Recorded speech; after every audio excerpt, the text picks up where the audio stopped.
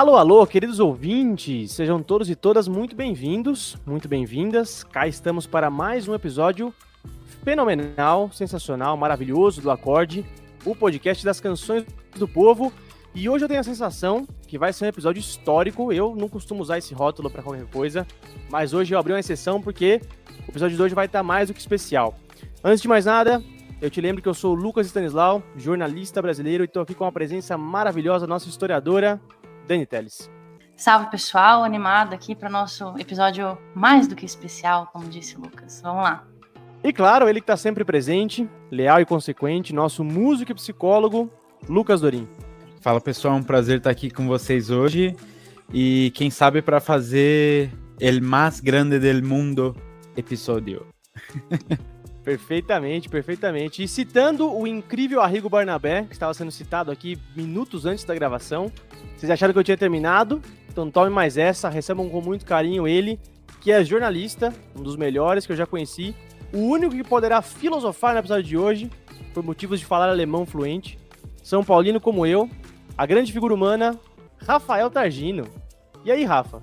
Oi, enfim, obrigado por terem chamado. Não sei se vocês vão gostar das bobagens que eu pretendo falar hoje aqui, mas é por conta e risco de vocês. Vamos lá. Não, negativo. O Rafa tá aqui, querido ouvinte, porque além de todos esses atributos que eu falei, ele é um dos maiores fãs do nosso tema de hoje, além de ser um grande conhecedor do tema de hoje. Por isso ele será a nossa referência, não só bibliográfica, mas também de gosto, estética, e espero que ele seja muito bem recebido por todos vocês aí em casa, porque hoje a gente vai para um território que já foi muitas vezes na história hostil, em outros períodos ele foi mais receptivo, mas agora está se tornando hostil de novo, não só pra gente, mas pra quem vive lá, e ao que tudo indica as coisas vão ficar bem difíceis a partir de agora.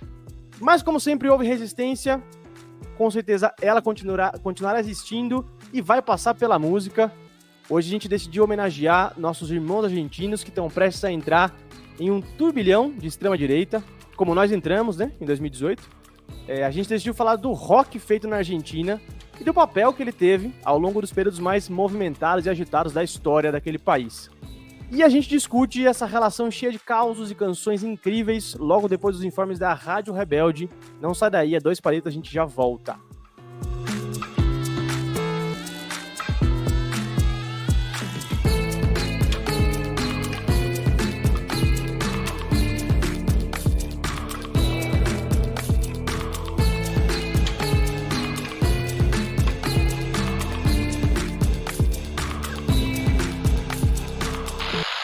Родная minha mãe.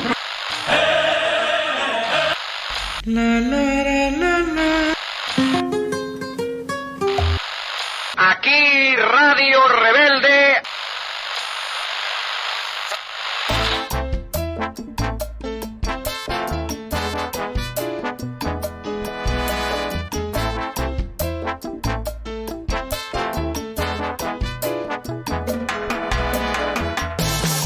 Alô, alô, queridos ouvintes, como é que vocês estão? Tudo bem com vocês? Essa é mais uma Rádio Rebelde, o nosso espaço de informes, anúncios e reclames. E eu já começo te lembrando que o Acorde está saindo de maneira quinzenal, hein? Então uma vez a cada 15 dias, não se esquece, não perde a frequência nova. Claro, a gente segue em todas as plataformas de podcast e também no nosso canal do YouTube. Então segue a gente aí por onde você está ouvindo, curte, compartilha, dá 5 estrelas, comenta, enfim, engaja com a gente por aí na plataforma.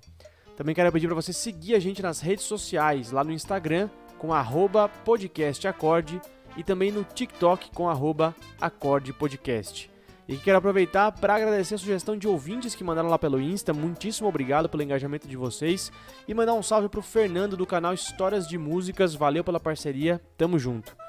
Agora eu quero falar de apoio, pedir para você assinar o Acorde pela Orelo, essa plataforma maravilhosa pela qual você consegue ajudar o nosso projeto e, além de tudo, receber recompensas maravilhosas. A gente tem agradecimentos especiais, playlists exclusivas e a nossa newsletter totalmente personalizada, feita pelo Acorde, para você receber semanalmente aí no seu e-mail o conteúdo indispensável sobre o tema da semana. Então olha lá na Orelo as faixas de assinatura, que eu tenho certeza que alguma delas vai caber no seu bolso, vai ajudar a gente aqui e em troca você recebe essas recompensas lindas e maravilhosas que o Acorde preparou para você. Você também pode apoiar a gente pelo Pix, nossa chave é podcastacorde@gmail.com, que também é o nosso correio eletrônico pelo qual você pode mandar a sua mensagem. Qualquer colaboração que vocês mandarem, gente, vai ser super bem-vinda, super ajuda o Acorde. Então é isso, meus queridos, Rádio Rebelde curtíssima hoje pra gente logo discutir, falar de coisa boa com esses muchachos peronistas que invadiram o Acorde. Obrigado, satisfação e bora pro episódio.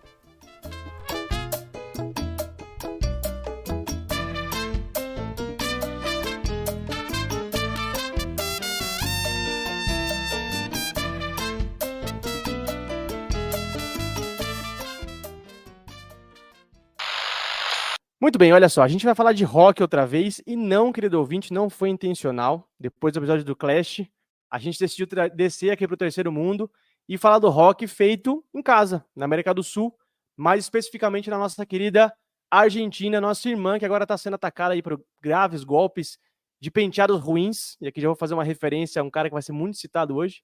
Não, eu não gosto dos penteados novos estranhos de agora, atuais. Mas enfim, a Argentina acabou de sair do processo eleitoral, né? Tem muita coisa quente pra gente discutir. Mas a gente também quer falar de história, como sempre, da música presente nesses momentos históricos. E simplesmente não tem como falar de Argentina sem falar de rock, que é um gênero que pegou muito no país, é muito forte lá, muito mais talvez do que em qualquer outro país latino-americano. E pegou tanto que ele está presente em diversos momentos históricos da Argentina. Tem um jornalista que escreveu vários livros sobre o rock argentino, Marcelo Fernandes Bittar, e ele resume os períodos do rock na Argentina da seguinte forma, né? O começo nos anos 50 e 60, quando o rock começou, depois uma politização que rolou nos anos 70 e 80, uma expansão nos anos 90 e 2000 e depois as novas ondas, os novos movimentos nos anos 2010 em diante. Invariavelmente, querido ouvinte, a gente vai pelo menos tocar um ponto em cada um desses períodos, mas também não é nossa intenção aqui fazer a breve e longa história definitiva da República da Argentina, né? Então, pensando no Acorde, a nossa proposta é focar mais nos períodos de politização, nos períodos em que o rock, de fato, teve diretamente ligado às causas sociais, aos elementos políticos e aos fatos históricos mais importantes do país. E para a gente rolar a bola logo aqui, acabar com o meu monólogo, eu quero começar algumas discussões. E eu acho que, na verdade, eu tenho certeza que não dá para ir para nenhum lugar da história da Argentina sem falar de uma figurinha carimbada chamada Juan Domingo Perón, que simplesmente moldou tudo que foi, e segundo alguns continuará a ser esse país tão maravilhoso. Então eu vou pedir para a nossa historiadora, Dani Telles, explicar para a gente, Dani, quem foi General Perón e por que não dá para falar da história da Argentina sem falar do dito cujo. E eu espero que vocês não pretendam explicar o que é peronismo, porque eu acho que precisa de uma série de podcasts inteira durante uns 3 anos para começar a entender o que é isso, né? Enfim. Acho que nem assim daria conta, Rafa. O negócio é complicadíssimo. Então, o que eu vou tentar fazer agora aqui é um apanhadão, assim, um pouco, para a gente ter um chão para partir, tipo assim, quem é o Perón, né? Eu vou cometer um delito historiográfico para aproximar a gente da figura do Perón. O Perón é o nosso correspondente do Getúlio Vargas. Me perdoem aí, meus professores, mas eu vou cometer esse delito para a gente aproximar o Perón dos ouvintes. Ele foi um militar, né, que foi presidente da Argentina por 3 períodos. O primeiro período de 46 a 52, depois 52 a 55 e depois 73 a 74. A gente vai discutindo aqui, né, ao longo do episódio esses períodos todos, mas é extremamente complexo e não vamos dar conta aqui no nosso humilde episódio de explorar cada um dos governos do Perón, enfim, o que ele representou depois para todo o espectro político argentino. Isso de esquerda a direita, né? Por agora, eu acho legal marcar qual era a ideia desses 2 primeiros governos do Perón que vão ter o fim com a chamada Revolução Libertadora, né? Como a gente vai explicar ao longo do episódio. O Perón ganhou as eleições de 1946 com 52,4% dos votos e herdou uma grande quantidade de reservas internacionais, mais uma economia interna muito descapitalizada. Os pontos principais do governo do Perón eram aumentar o emprego, o crescimento econômico, a soberania nacional e a justiça social. Então, o nosso querido, ou não, general Perón nacionalizou bancos, ferrovias, o Banco Central, que agora o atual presidente eleito quer destruir a marretadas, e algumas companhias de eletricidade. O resultado desse governo foi o crescimento industrial e uma balança comercial, vamos dizer assim, mais regularizada para a Argentina. E aí vocês me perguntam, né, o Perón era socialista? E a resposta é não. Internacionalmente, o governo dele declarou uma espécie de terceira via, esse fantasma que ronda a nossa política latino-americana. E ele tinha boas relações diplomáticas tanto com os Estados Unidos quanto com a União Soviética, que estavam, como vocês sabem, ali no tabuleiro do mundo bipolar. E por que eu disse que ele é o Vargas argentino, né? Bem, assim, tem inúmeros trabalhos comparando os dois e um monte de outros trabalhos dizendo que não tem nada a ver comparar. Mas vamos lá, eu não sou uma especialista no assunto, mas no campo trabalhista, o Perón concedeu vários benefícios aos trabalhadores, como, por exemplo, aumento do salário mínimo, 13º salário, folgas semanais, redução da jornada de trabalho, aposentadoria, férias remuneradas, seguro médico, cobertura para acidente de trabalho, enfim, ele criou esse colchão social para os trabalhadores da Argentina, que o Vargas também acabou criando no Brasil. E não podia passar em branco, eu sei que eu já me alonguei um pouco, mas eu queria falar um pouquinho só da Evita. Após as eleições de 46, a Evita começou uma campanha para o sufrágio das mulheres, né? O projeto foi apresentado logo depois do Perón assumir o governo, em junho de 46, e em 47 a lei foi aprovada reconhecendo o sufrágio das mulheres e estabelecendo assim essa igualdade de direitos políticos, né, entre homens e mulheres no país. Tem muitas coisas que eu queria falar sobre ela, mas hoje a gente fica aqui. Quando tiver um outro artista argentino, prometo que eu encaixo mais a Evita. Bom, o Perón, ele é reeleito em 51 por uma margem de mais de 30% de votos, mas é aí que a lua de mel do peronismo começa a vinagrar. A Argentina estava com sérios problemas econômicos, agravados por uma forte seca, que ajudou a levar a um déficit comercial de 500 milhões e acabou esgotando as reservas que o Perón tinha conseguido ali, né? Então, esse clima azedou muito com os setores mais conservadores da sociedade. O Perón chegou a ser alvo de uma excomungação meio fake, que não foi feita pelo Papa Pio XII, mas pela Sagrada Congregação Consistorial. Enfim, gente, a partir daí foi ladeira abaixo e vem justamente essa Revolução Libertadora, né, que nada mais foi do que um golpe. Em 16 de junho desse ano, a Força Aérea Argentina bombardeou uma manifestação pró-Perón na Praça de Maio, em Buenos Aires, e foi, enfim, o maior ataque aéreo contra a Argentina continental até hoje. Enfim, um ataque contra a própria população, né? É estimado que centenas de pessoas, incluindo crianças, morreram nessa ação brutal, que acabou abrindo os caminhos dos golpistas para, mais tarde ainda nesse mesmo ano de 55, derrubarem o Perón, né? Essa chamada Revolução Libertadora, que derrubou o Perón em 55, veio na esteira de uma série de ataques diretos, né, dos militares contra a população civil e contra apoiadores do Perón. Pois é, a Dani estava falando um pouco sobre esse contexto, né, dos anos 50, esses turbulentos anos 50 na Argentina, né, e com esse episódio trágico, assim, e bizarro, que foi o bombardeio da Praça de Maio, em 55, e fazendo um pouco paralelo, né, como que estava a produção musical na Argentina, mais especificamente a entrada do gênero que a gente está abordando hoje, que é o rock, né, durante essa época. Apesar de muitos e muitos considerarem a música La Balsa, do grupo Los Gatos, que foi lançado lá em 67, como o verdadeiro início do rock argentino, as raízes desse gênero no país datam de pelo menos desde a metade dos anos 50, quando artistas como o violonista Oscar Aleman experimentaram com esse gênero, né, vindo dos Estados Unidos, por exemplo, na versão jazzística que ele fez de Rock Around the Clock, que foi gravada sob o nome de Bailando el Rock and Roll, em 56. Ainda nesse mesmo ano de 56, o quinteto de jazz de Oswaldo Norton gravou uma versão de Don't Be Cruel, do Elvis. Mas até aí eu tô falando aqui para vocês de versões de músicas do rock and roll dos Estados Unidos interpretadas, né, por grupos argentinos. Mas ainda nos anos 50, será possível encontrar alguma gravação original do estilo gravada em espanhol? Bom, a resposta é sim, porque em 56 foi lançada uma canção cuja gravação é raríssima, interpretada pelo comediante Delfor e pelo cantor Ed Pequenino. Eu tô falando aqui de Rock com Leche, cujo registro vocês conseguem encontrar na internet. Essa música ela foi apresentada em um programa de rádio chamado La Revista Deslocada, sendo que nesse mesmo programa, um ano antes, tinha sido lançada a canção Devem Ser Los Gorilas. Também foi interpretada por esse comediante que era muito popular na época, o Delfor, e que atacava os antiperonistas. Esse termo gorila, que ele usa para se referir aos ditadores da tal Revolução Libertadora, que ali pela época também era conhecida pelo povo como Revolução Fuziladora, se tornou uma espécie de gíria para todos que lutavam contra o governo ditatorial que havia derrubado o presidente Perón em 55. E é uma gíria que o argentino usa até hoje, né? Gorila, você chamar alguém de gorila significa ser antipovo, antipopular, é o cara que é de direita, neoliberal, enfim. Eles usam até hoje essa gíria gorila. Eu sei que quem está ouvindo não vai conseguir ver o que eu vou mostrar agora, mas você estava falando de Perón, eu lembrei que eu trouxe um livro muito interessante da Argentina, a última vez que eu fui. É Onde está o Oli, só que com o Perón. Onde está Perón? Genial.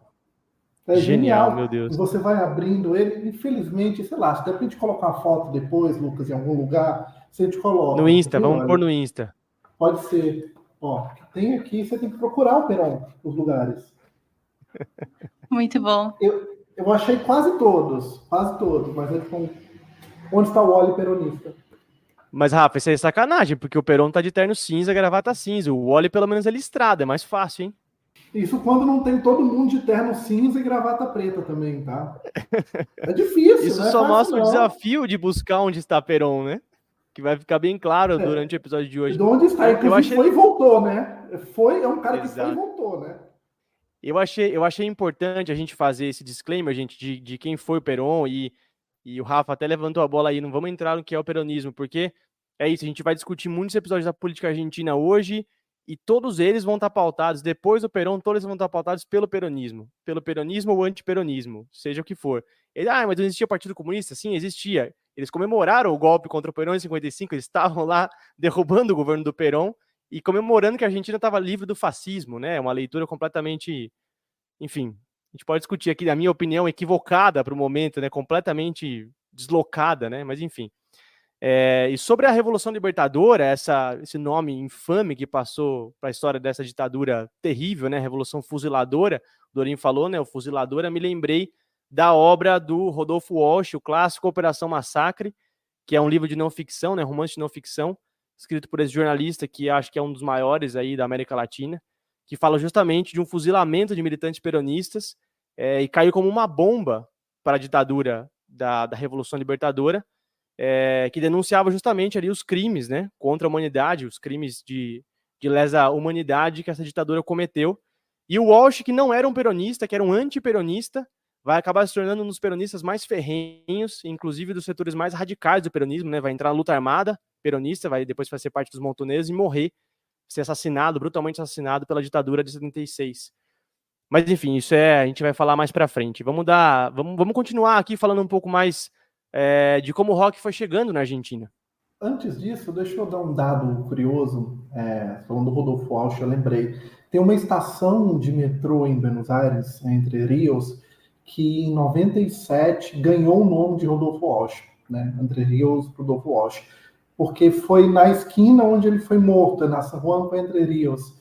E, enfim, virou uma homenagem a ele. Ele foi morto pela ditadura que veio depois, né? A do processo de reorganização, né? Não, demais. E a Argentina tem muito essa memória com ele, né? Ele é muito reivindicado lá até hoje, né? Operación Masacre. Capítulo 23. Ha llegado el momento. Lo señala un diálogo breve, impresionante. ¿Qué nos van a hacer?, pregunta uno. Camine para adelante, le responden. Nosotros somos inocentes, gritan varios. No tengan miedo, les contestan. No les vamos a hacer nada.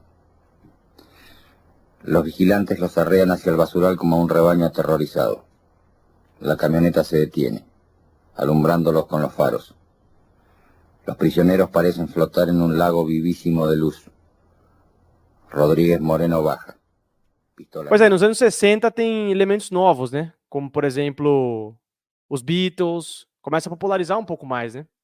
Com certeza. E a Beatlemania vai cair como uma bomba na Argentina, que já era, como vocês viram, fortemente influenciada pelos sons do rock and roll, como Chuck Berry, Bill Haley, Elvis, etc.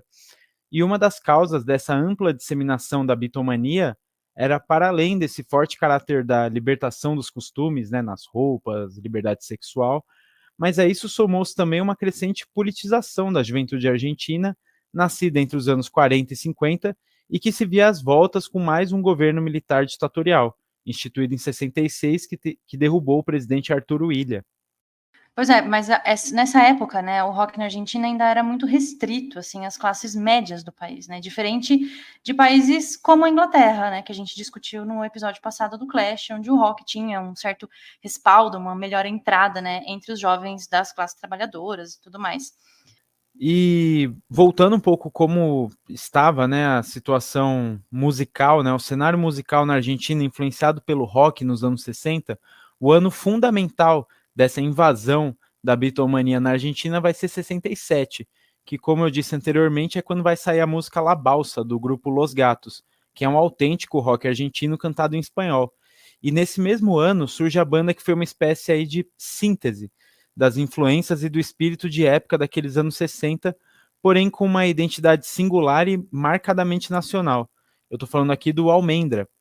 O músico Luiz Alberto Spinetta, hoje em dia, né, um grande mito do rock argentino e um dos integrantes do Almendra, e que será, né, esse personagem fundamental daqui para frente na nossa conversa, ele vai dizer o seguinte, né, sobre essa experiência de fazer rock em espanhol nos anos 60. Abre aspas. Ele vai dizer, eu tinha essas zambas. A zamba é um estilo musical argentino muito consagrado, inclusive na voz da Mercedes Sosa, né? Então ele vai dizer, eu tinha essas zambas, mas não sabia ultrapassar esse abismo que existia entre o conceito tradicional da canção argentina e a paixão que os Beatles me despertavam. Eu já havia composto diversas músicas em castelhano, porém eu tinha medo de cantá-las. Eu as cantava sempre com a minha família, mas eu tinha medo que as pessoas interpretassem como coisas marcianas, como coisas antinaturais. Que loucura, né, essa percepção. Fiquei um pouco intrigada com essa percepção, assim, do Spinetta.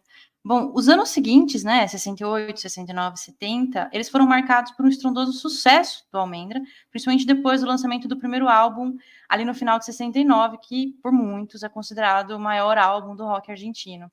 E pelos argentinos mais ufanistas, coisa que não é muito difícil de encontrar, o melhor álbum do mundo. Brincadeiras à parte, é realmente um álbum, enfim, muito bom, de fato.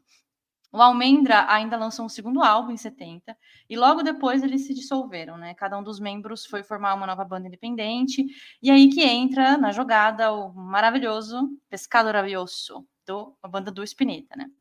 Aqui é importante a gente falar um pouco que o contexto político nesse momento, né, como é que estava? A Argentina estava mergulhada numa ditadura que começou em 63 e vai até 73, né? Esse foi um período de grandes convulsões sociais, as chamadas puebladas, que foram insurreições populares que rolaram em cidades como Córdoba e Rosário. E onde que estava o Perón, né, nesse momento? O Perón, nosso personagem que vai acompanhar a gente aqui até o final, ele estava exilado ali no início de 73, com a eleição do Héctor Câmpora, ele começa a ensaiar a volta dele para a Argentina, costurando um acordo político. E é bem importante a gente falar aqui rapidamente quem foi o Câmpora, né? Nessas eleições de 73, o Câmpora foi o representante do Perón, que não podia concorrer porque estava impedido pelos militares, né? O Câmpora, quando assume, faz então uma maracutaia, renuncia ao cargo, assim como o vice dele, e abre assim as portas para a realização de novas eleições, nas quais o Perón, com 77 anos de idade, voltaria à Argentina e concorreria, né, após esses 18 anos no exílio, para assumir a presidência, tendo como vice a Isabel Perón, a mulher dele na época. Uma coisa legal de a gente falar, de uma outra curiosidade, é que o movimento da juventude kirchnerista se chama, inclusive, Movimento La Cámpora, em homenagem ao Héctor Câmpora, porque, afinal de contas, foi uma pessoa que é muito fiel ao Perón e foi até o final, não esquentou a cadeira, né? Resultado óbvio, assim. Mas é isso, até hoje o movimento se chama Movimento La Cámpora. Vamos ver como é que fica nos próximos 4 anos, se vai sobrar alguma coisa. Acho que vai. Desse momento a famosa consigna, né? Câmpora ao governo e Perón ao poder. Porque já se sabia que se o Câmpora ganhasse as eleições, o Perón é que queria governar.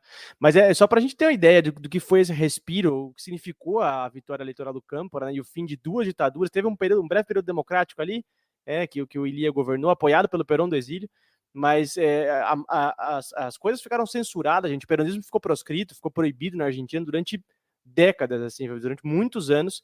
Inclusive era proibido cantar a marcha peronista, que inclusive acho que a gente tinha que fazer um episódio do Acorde só sobre marchas políticas partidárias, e a marcha peronista é uma delas. Era proibido cantar, entoar a marcha peronista em protestos e tal. E nessa época na Argentina também ficou famosa, que passou para a história também, a pichação do P e o V, né, que inclusive está no logo do La Cámpora, que o Rafa citou, que é o PV, que é o Perón vuelve, né, que o Perón volta, o Perón, essa promessa do Perón voltar do exílio.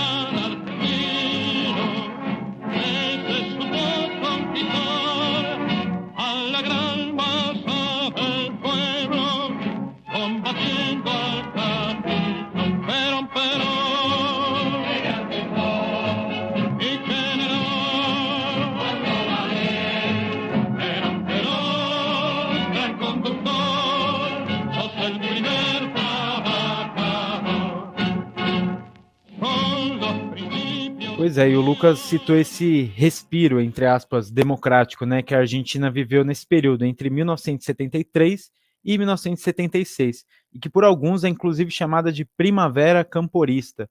Foi o período em que há a maior produção de discos que hoje são clássicos da história do rock argentino, como é o caso do disco Artaud, do Pescado Rabioso, que foi lançado durante a Primavera Camporista, um álbum cuja originalidade era assim, até então sem paralelos no rock argentino e se brincar no rock até sul-americano.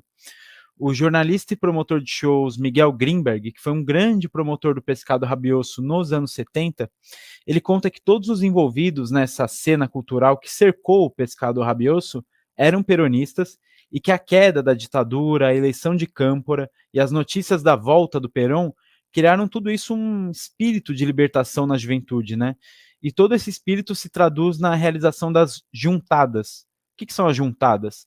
Foram reuniões públicas e abertas realizadas no Parque Centenário para discutir arte, cultura, política, encontros feitos pela juventude para a juventude, nos quais o Spinetta, né, que a gente já citou, do Almendra, do próprio Pescado Rabioso, participou ativamente. Cabe aqui dizer que eu falei respiro democrático entre aspas, porque é importante também a gente pontuar que nesse período, entre 73 e 76, apesar de ter sido feito esse acordo que permitiu a volta do Perón e esse governo, a Argentina foi marcada por diversos atentados terroristas da extrema-direita, né?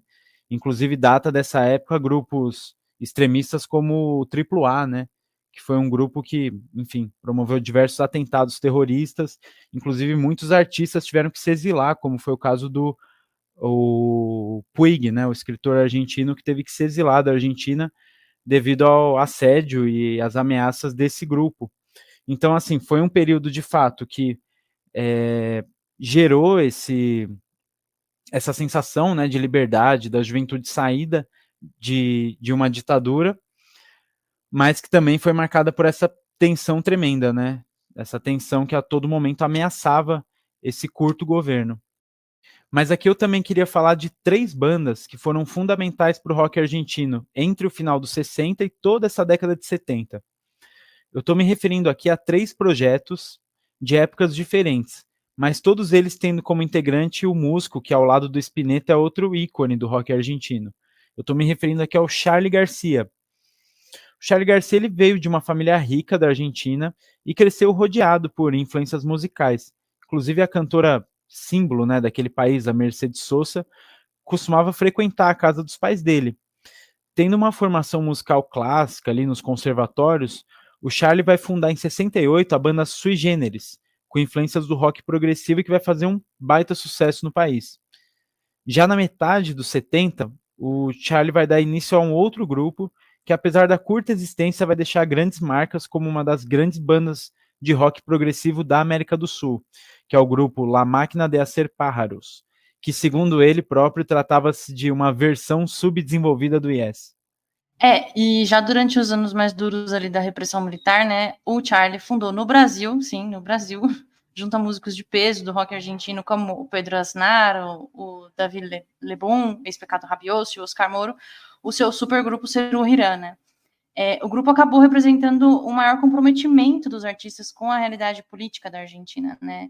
O álbum de maior sucesso do grupo, La Graça de las Capitales, lançado em 79, traz a música Viernes 3 AM, né, que foi censurada pela ditadura com a alegação de que se tratava de uma canção que incentivava o suicídio. Esse início dos anos 70 também foi marcado por uma maior presença feminina no rock argentino, né? Acho legal a gente marcar isso, né? Que até então estava dominado quase que exclusivamente por homens. A grande pioneira no estilo foi a Gabriela Parodi, mais conhecida simplesmente pelo nome artístico de Gabriela, cujo álbum de estreia de 72 é, assim, uma super obra-prima, né? Outras artistas também acabaram marcando essa década, né? Como o caso da Celeste Carvalho, que acabou se apresentando com a maravilhosa Mercedes Sosa, que tem episódio aqui no Forninho do Acorde para vocês. E eu tava me preparando para perguntar para vocês qual era a banda do Charly Garcia preferida de vocês. Se era o Sui Generis, se era o Serú Girán, ou se era a carreira solo do Charly. Mas eu vou mudar aqui, porque eu sou um cara muito legal. Eu vou perguntar o seguinte para vocês. Legal. Spinetta ou Charly Garcia? Charly. 2. Não tem nenhuma dúvida. Eu tô com o Charly também. Quero saber o Dorinho e a Dani agora. O Spinetta tem uma voz muito bonita, um grande compositor. Era muito bonito também, inclusive. Era um senhor muito bonito. Mas Charly Garcia, prefiro aquele doidinho lá, com a barba branquinha. Muito melhor. Putz, eu vou com vocês. Eu prefiro o Charly, assim, ainda que eu tenha um carinho imenso pelo Spinetta, mas eu acho que eu também vou com o Charly Garcia. E você, Dorinho? Acompanha os relatores dessa noite? Puxa, pior que hoje não. Hoje não, Faro. Cara, pior que o Spinetta sempre falou mais comigo, assim. A bem da verdade, eu nunca me identifiquei muito, eu nunca consegui entender muito a vibe do Charly. A carreira solo dele eu acho muito new wave, assim, eu acho muito eletronice, assim, tal. Não é um som que me agrade muito, apesar de saber que tem letras incríveis, assim, super sarcásticas, inteligentes, mas do Charly o que eu mais gosto é o Sui Generis, que eu acho um grupo super, assim, eu acho o Sui Generis, eles têm um som meio, lembra um pouco aquele rock rural, assim, do Sá Guarabira, assim, do Brasil. Eles têm um som meio, não chega a ser inocente, mas é uma coisa, assim, gostosa. O piano do Charly é maravilhoso. Depois o Serú Girán e o Máquina de Hacer Pájaros eu já acho muito prog pra mim. Eu não sou muito fã de rock progressivo, eu já acho muita loucura. Apesar de gostar muito do Pedro Aznar no baixo, por exemplo, que é um baixista incrível, assim. Mas do Charly o que eu mais curto é Sui Generis, mas entre Charly e Spinetta eu fico com Spinetta. Eu amo. Olha, eu sou mais, depois de muito pensar, acho que mais Sui Generis do que o Serú Girán. Tem muita coisa do Serú Girán que eu gosto, mas eu acho que o Sui Generis, assim, Canção para mi muerte, sabe? Gente, olha essa letra. Hubo un tiempo que fui hermoso y fui libre de verdad. Guardaba todos mis sueños en castillos de cristal. Poco a poco fui creciendo y mis fábulas de amor se fueron desvaneciendo como pompas de jabón. Te encontraré una mañana dentro de mi habitación y prepararás la cama para dos. Churururururu. Isso é lindo, gente. É lindo. Isso é lindo. E a música é triste, com esse título ainda. Mas, assim, acho que mais triste é saber que tem alguém aqui entre esses quatro que demorou muito para ouvir Charly Garcia dizendo coisas assim que eu não posso repetir aqui, porque assim acaba com a autoridade da pessoa, entendeu? Que tem uma posição de destaque aqui nesse podcast. Me chamou para participar aqui, eu vou quebrar tudo, meu filho. Vou fazer que nem o Charly Garcia, pular de um hotel em 83, quebrar o hotel em 83, 17 anos depois pular do hotel de novo na piscina e sobreviver. Nossa, quem é? Quem é, Rafa? Me fala quem é agora que eu vou excluir, eu vou mandar embora do acorde agora. Pois é, conta pra gente aí. Justa causa. Não, em minha defesa, vamos lá, em minha defesa, eu não estava preparado, eu só compreendia uma cor do bigode do Charly, porque eu estava ouvindo em estéreo, certo? Eu estava ouvindo em mono, não estava ouvindo em estéreo. Depois, quando eu passei a compreender a bicoloridade do bigode dele, aí tocou meu coração, entendeu? É isso. Mas galera, vamos convir aqui que assim, tipo, Charly Garcia é incontornável, assim, na história do rock argentino, é um baita artista e tudo, mas eu acho que o mito argentino sobre Charly Garcia acaba atrapalhando um pouco ele, porque se você entrar em qualquer vídeo na internet sobre, né, a apresentação do Charly Garcia, você vai ver os comentários, os argentinos estão completamente surtados, assim, falando, não, esse cara poderia estar ao lado de Bach, Beethoven, é absurdo, assim, a Argentina é muito exagerado, cara. A Argentina é assim, né, tem um drama, assim, amo a Argentina, amo os argentinos, de verdade, é um país que eu amo do coração, mas, porra, tem muito drama em tudo, entendeu? É difícil, assim, às vezes. E eu sei, eu acho que o Charly tinha que estar nessa posição aí mesmo, comprar da Bach, comprar da Beethoven. Eu acho ele genial, um dos grandes, mas acho que também não precisa de tanto, né? Ó, tem um vídeo, aliás, que eu vou recomendar para quem quiser. Que botam ele para cantar uma música, eu não lembro se é No Siguen Pega na Barra ou é Demolendo Hoteles, não lembro o que é, mas é uma animadinha, assim. E botam ele para fazer playback. E ele faz o playback, só que ele faz como se estivesse morto. Ele só mexe a boca. E a música lá... E ele fica assim, parado, quieto. Doido, um doido maravilhoso, comparado a Bach, mas reconheço que rola exagero também, assim. Não, e se você botar qualquer coisa na internet escrito Argentina e entrar, vai ter uma multidão de argentinos falando que é a melhor coisa do mundo. Autoestima de milhões de dólares, né? Porque se for de pesos, coitados. Mas, viu, sabe isso que a gente tava falando, né, das bandas do Charly, e eu fiquei pensando aqui, o quão simbólico que é o fato de que o último show do Sui Generis acontece logo depois da morte do Perón e um ano antes do golpe.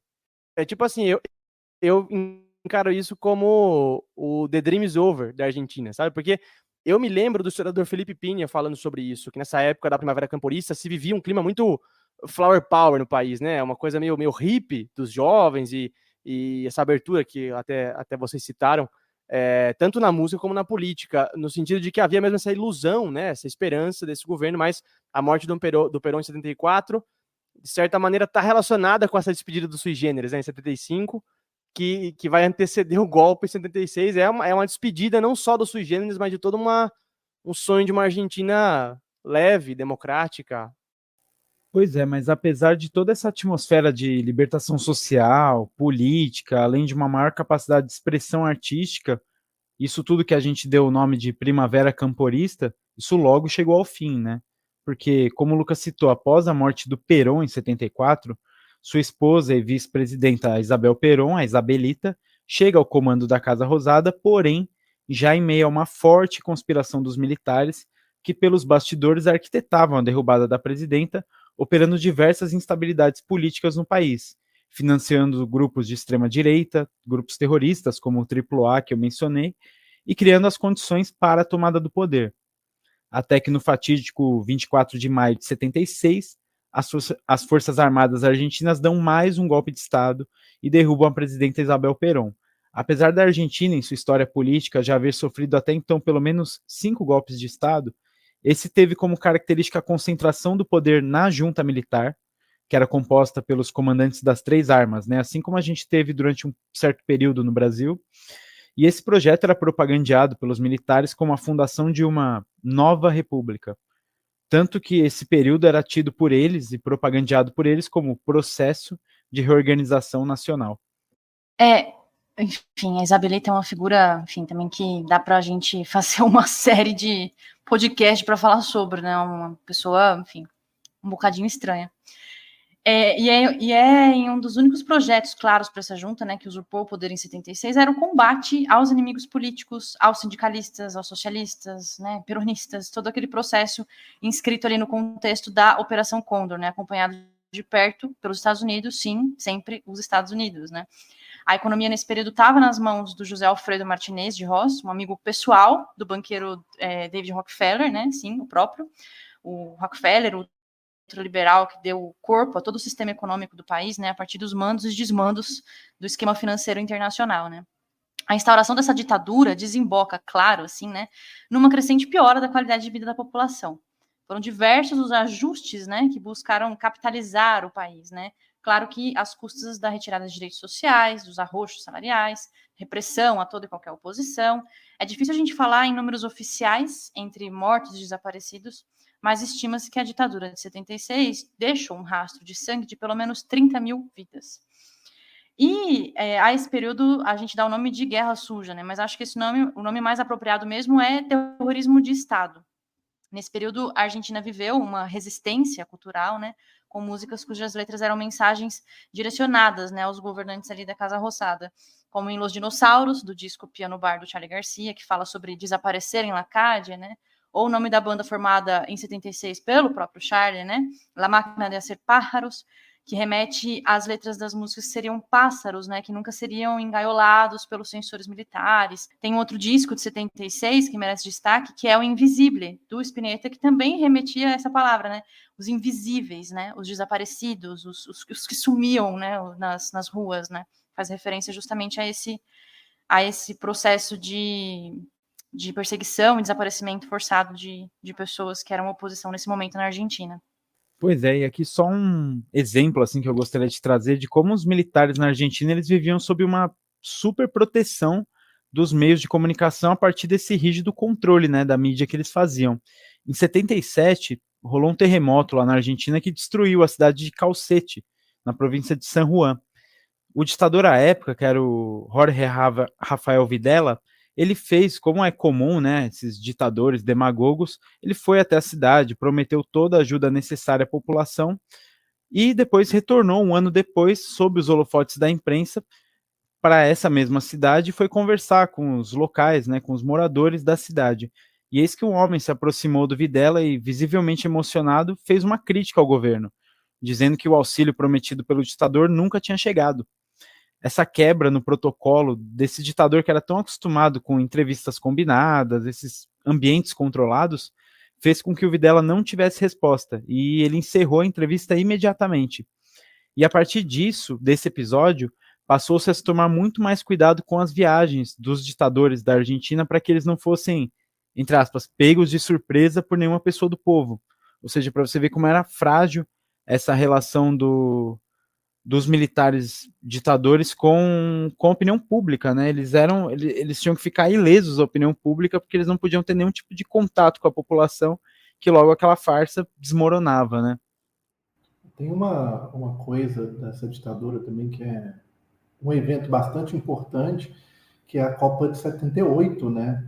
Que foi na Argentina e, assim, era jogo de futebol de um lado, tortura às vezes no mesmo lugar, né?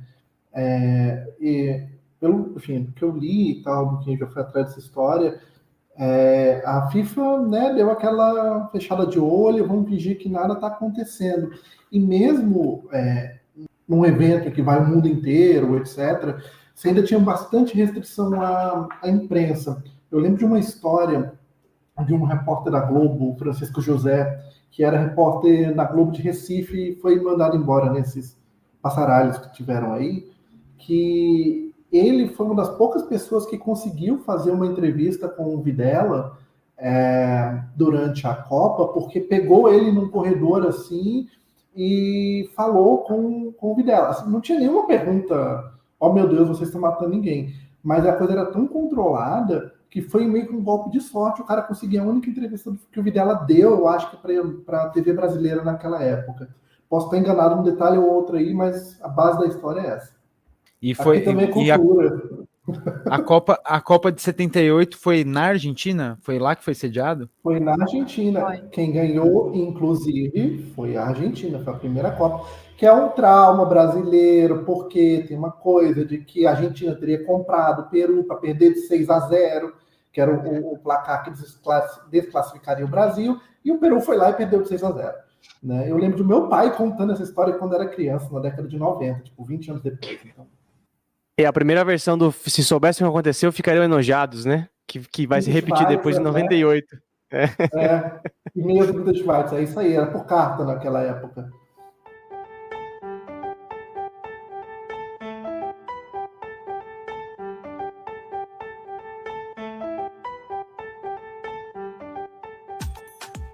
Bom, e a ditadura instaurada em 76 ainda vai se arrastar por muitos e muitos anos, deixando esse rastro, né, de mortos, torturados, desaparecidos, ditadores demagogos que não falam com a imprensa, enfim.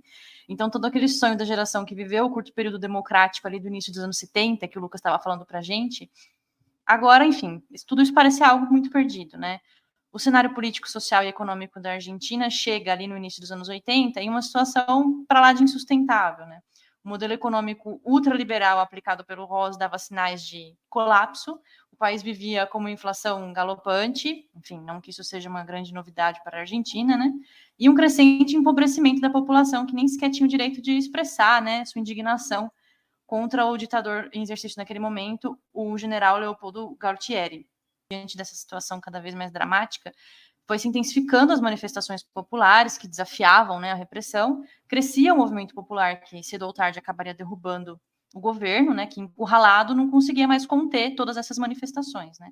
Numa manobra extremamente arriscada para resgatar o seu prestígio, o general Galtieri, amparado pelas cúpulas das 3 forças militares do país, decidiu embarcar numa empreitada da recuperação do arquipélago das Ilhas Malvinas, né, reivindicadas pelo território argentino desde meados do século XIX, mas que estava sob o controle do Reino Unido desde então.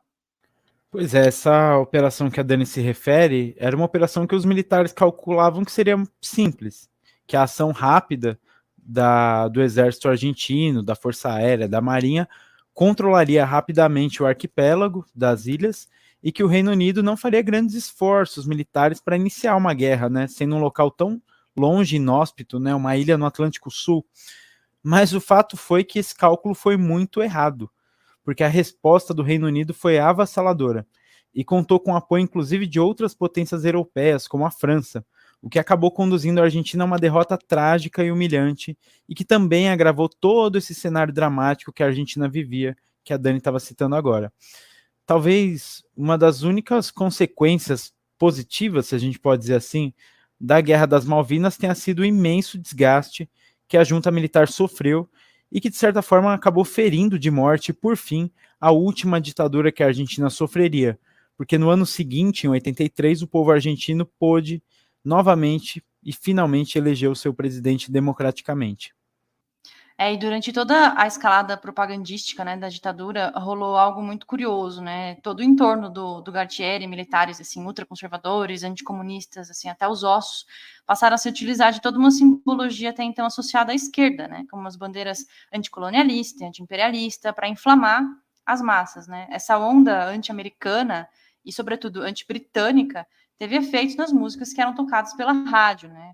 Rádio Argentina, que até então era tomada por músicas em inglês, que pouco a pouco passou a dar lugar a uma programação totalmente argentina ou latino-americana, né, para artistas que até então eram proibidas, como a própria Mercedes Sosa, né, que passou a ser transmitida, assim como artistas brasileiros, como Gilberto Gil, Chico Buarque, a Simone, entre outros, né. O cantor argentino Miguel Cantillo disse que essa proibição da música cantada em inglês acabou indiretamente lançando diversos artistas do rock argentino, né? Ele disse uma certa vez. Apesar de ter durado pouco, foi um grande incentivo, porque quando as rádios não sabiam o que tocar, começavam a descobrir que existiam discos nacionais. Inclusive o cantor Piero foi um cantor que fez um imenso sucesso na Argentina, em toda a América Latina, inclusive foi até gravado pelo Roberto Carlos. Esse artista ele tinha fugido da Argentina em 76, após ficar sabendo que tinha um plano para sequestrá-lo devido às posições políticas dele, e principalmente depois do lançamento da música política mais famosa dele, Para el Pueblo lo que es del Pueblo, que inclusive ele cantou no pós-redemocratização na Argentina num show junto com Silvio Rodrigues.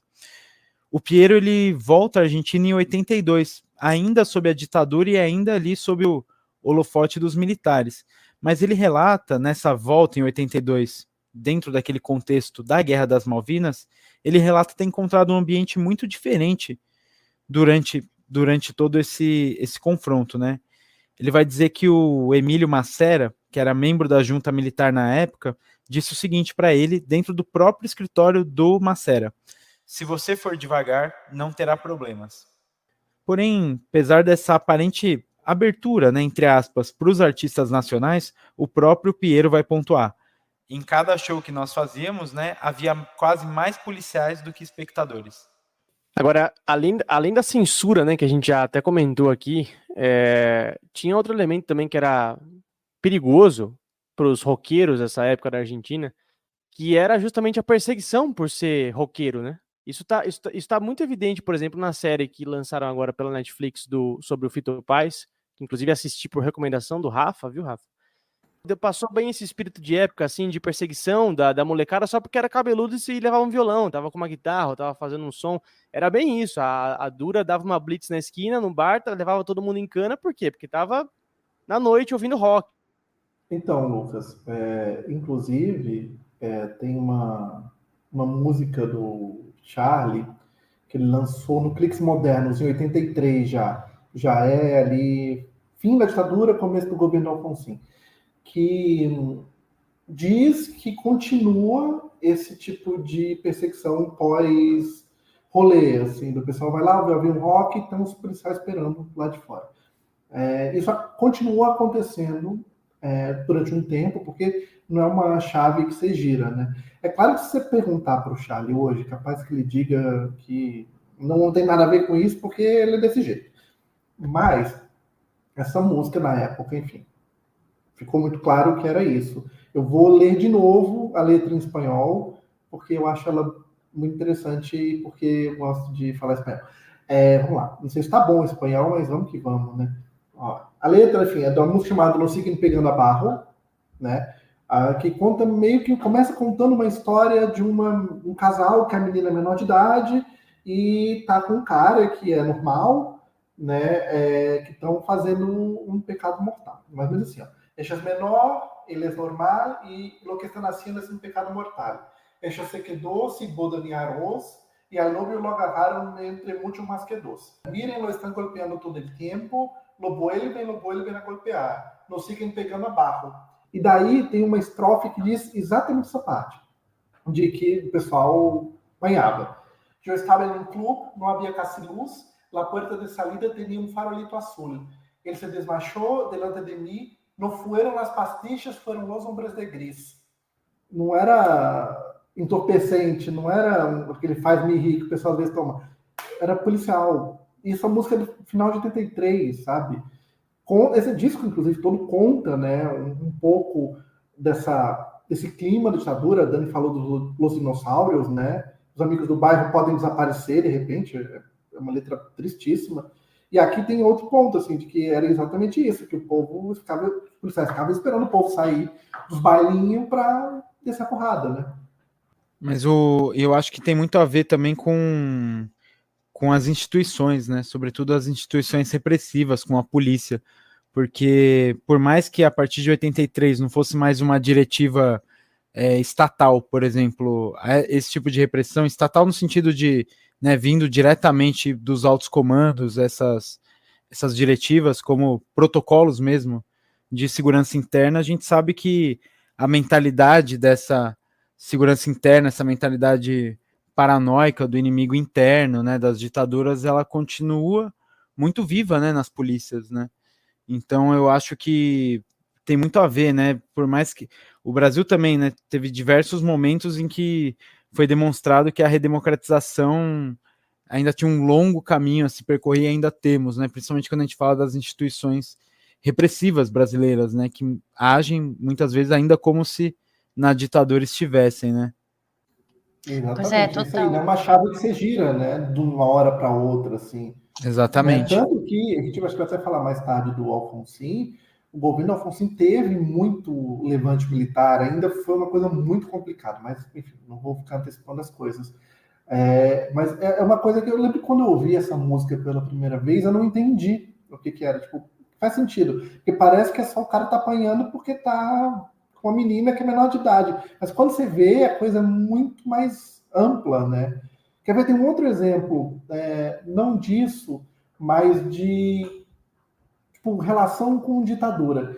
Que, novamente, o Charlie primeiro disse que tinha a ver e depois disse que a música foi só feita em Búzios, inspirada em Sweet Home Alabama. Mas era da época do Ciro Hiran, que ele fez uma música chamada Encontro com el Diablo, que a história, a princípio, era que ele se encontrou com um oficial, enfim, algum um assessor ou qualquer coisa do gênero do então ditador, que eu nem lembro mais quem era, acho que não era Videla, era Roberto Viola, para perguntar assim, pô, e aí, o que vocês querem, né? Quais são suas demandas? E o que o Charlie fala é, porra, não censura mais, cacete, né? Essa coisa meio do tipo, vão dizer que eu tô aqui querendo conversar com os caras, mas agora eu tô com essa oportunidade de falar para eles, né, vão a merda. E da música que ele faz logo depois, nunca pensei que fosse me encontrar com o demônio.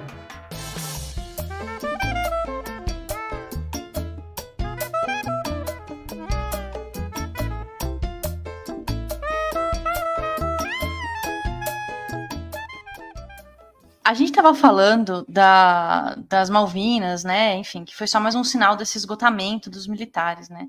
A declaração da guerra da Argentina à Inglaterra pelas Malvinas acabou tendo efeitos inesperados na produção e difusão artística, né? Como foi o caso da maior popularidade dos artistas argentinos na rádio, como a gente estava falando. Mas uma outra situação que gerou muita polêmica na época e ainda é motivo de debate foi a realização do Festival da Solidariedade Latino-Americana, realizado em maio de 82 em do rock argentino, como o Spinetta, o Charly Garcia, o León Gieco, entre outros, né? Seria inicialmente realizado num local destinado a um público de 4.700 pessoas, mas com a demanda gigantesca de ingressos, o local foi alterado e o evento acabou recebendo impressionantes 70 mil pessoas, né? A ideia desse festival de solidariedade era de arrecadar mantimentos para os soldados que estavam nas Malvinas. O ingresso se dava a partir da doação de roupas, alimentos não perecíveis, chocolates, cigarros, víveres, né, por assim dizer. Porém, a participação dos artistas nesse festival foi duramente criticada por pessoas da cena cultural que entenderam que isso representaria uma conivência com a guerra, que nada mais era do que uma manobra propagandística da ditadura, né? A famosa banda Vírus, uma banda de rock argentino, por exemplo, eles se recusaram a participar do evento, dizendo que isso significaria apoiar a ditadura e a guerra. Mas os artistas que compareceram nesse evento, eles pensavam de forma diferente, né? Veja o que disse o León Gieco sobre a sua participação no evento. Ele vai dizer o seguinte: nunca me interessou esse tema do nacionalismo artificial, inventado, ou a preocupação por duas ilhazinhas de merda perdidas no mar. A única coisa que pensava enquanto eu cantava Solo le pido a Dios era nos meninos que estavam passando fome e frio sem poder fazer nada. Quando a guerra acabou, eu soube que a comida não chegou até eles, que eles foram torturados e roubaram deles aquele pouco de comida, que o chocolate que nós arrecadamos em Buenos Aires apareceu sendo vendido em quiosques de Rosário. Isso confirmou tudo que eu suspeitava naquela época. Me dei conta que os militares argentinos não servem para nada, nem sequer para a guerra, e que a única vez que conseguiram algum triunfo, por assim dizer, foi quando torturaram e mataram os indefesos, os que não tinham mais armas, além das palavras e das ideias, os desaparecidos. A maior parte dos relatos de artistas que participaram desse festival vai mais ou menos por esse mesmo sentido. A maioria estava ciente dessa manobra de propaganda e da grande tragédia humana que representava a Guerra das Malvinas, mas eles acabaram se unindo pensando nos soldados que para lá foram mandados para morrer, né? O Charly Garcia ele vai sintetizar da seguinte forma a participação no evento: é como ter um amigo doente no hospital. Mesmo que você não queira ir, você precisa ir. O Charly Garcia, inclusive, compôs uma das músicas mais célebres sobre a Guerra das Malvinas, que é a música Não Bombardeie Buenos Aires, né? Que um certo trecho da letra vai dizer: não bombardeiem Buenos Aires, nós não podemos nos defender. Os Gurkhas seguem avançando e os velhos seguem vendo pela TV. E os chefes dos meninos tomam uísque com os ricos. Aqui ele se refere aos Gurkhas, né? E foi um esquadrão de soldados nepaleses vinculados ao exército britânico, muito conhecidos pelas práticas assim, de crimes de guerra, combate com armas brancas. E nas Malvinas, esse esquadrão foi destacado principalmente pelo efeito psicológico que a presença causou nos soldados argentinos, né? Os soldados argentinos se referiram aos Gurkhas como os terríveis selvagens, né? Que tinham relatos, por exemplo, de os ingleses colocavam esses pelotões de Gurkhas assim na vanguarda, né? E eles faziam práticas assim que assustavam depois os soldados argentinos, como, por exemplo, cortar a cabeça de soldados mortos, né? E aí os soldados que viam encontravam aquilo e vocês imaginam o efeito psicológico naquela molecada sem preparo nenhum, assim, que estava nas Malvinas, né? Não, fora a brutalidade que o exército britânico, o governo britânico encarou essa questão das Malvinas, né? Você vê a Thatcher falando de quando afundou o Belgrano, né? Que matou, acho que eram centenas de soldados argentinos desavisados quando eles afundaram o Belgrano e acusaram ela depois de crime de guerra e ela falou, eu afundaria de novo. Os argentinos, a ditadura, né, pensava que assim que começasse essa operação militar, o Reino Unido ia falar, deixa lá as ilhas, né? Mas essa resposta foi muito desmedida, né, do Reino Unido. Inclusive tem um fato curioso numas, né, mas para ter uma ideia de como que foi desmedida essa reação. Rolava uma espécie de boato, uma espécie de hipótese que a França teria entregado para o Reino Unido os segredos do míssil Exocet, que era um míssil que na época era uma baita tecnologia bélica, que eram mísseis franceses que a Argentina usava. E lá para o final do conflito, esses mísseis argentinos pararam de fazer efeito. Eles não atingiam os alvos. E aí tinha essa suspeita de que, de alguma forma, o Reino Unido tinha tido acesso aos códigos dos mísseis, né? Eles, de alguma forma, poderiam ter hackeado, né? E isso depois foi confidenciado por uma pessoa que ninguém suspeitaria, que é o psicanalista do Mitterrand, que era o presidente francês da época, que escreveu um livro de memórias. Na França parece que é um gênero isso aí, psicanalista de gente famosa que escreve livro. Tudo nessa história é bizarro, mas parece que o psicanalista do Mitterrand escreveu um livro e diz que o Mitterrand teria confidenciado a ele que a Margaret Thatcher chantageou o governo francês dizendo que caso a França não entregasse o segredo, né, militar dos mísseis Exocet, o Reino Unido usaria armas nucleares contra a Argentina na Guerra das Malvinas. Então, assim, isso nunca se teve acesso a nenhum documento oficial a respeito disso. Então, isso fica no campo bem hipotético. Mas fato é que, para muita gente na Argentina, isso é fato. Assim, a França entregou o segredo de todo o armamento que a Argentina tinha comprado para o Reino Unido. Caso seja verdade, mostra como que, assim, por mais que falasse, a Argentina não representava ameaça ao, né, sistema imperialista, ao norte global, mas no momento que eles precisaram se juntaram para promover essa derrota assim acachapante para a Argentina, né? Mas esse show das Malvinas, hein, gente? O que vocês acham disso? Para mim é muito essa coisa, né, da separação entre governo, estado e país, né? Você vai pela pátria. A gente tava falando no começo, né, que a Argentina é muito fanista, é muito patriota. Não sei se dá pra gente chamar os caras que cantaram de colaboracionista, estavam passando pano pro regime. Olha, vocês podem usar para mim, talvez, não sei se quiserem, aquele gif do Pica-Pau passando pano no Conversa, assim, mas eu acho que não dá para ler nessa chave de colaboracionismo. Eu entendo por que ler, acho que faz sentido, mas pensando nisso, nesse jeito argentino, sabe? Você falou aí, né? Ufanista, meio exagerado às vezes também. Me faz sentido pensar em, bom, aí esse governo de merda aqui, mas tem outra coisa que é essa guerra. Tanto que até hoje, e eu acho que talvez seja esse o motivo que me faz pensar que não é um colaboracionismo, até hoje eles falam dos pibes de Malvinas, sabe? Dos moleques que morreram lá. Que assim, foram inocentes, sabe? Os milicos jogaram, soldados lá, tudo muito moleque, tudo muito jovem. De repente, quando você vê, você está brigando com a Inglaterra, porque, né, eu acho, por exemplo, que a Margaret Thatcher foi com tudo, inclusive pelo desaforo, né, de achar que não ia dar nada, assim.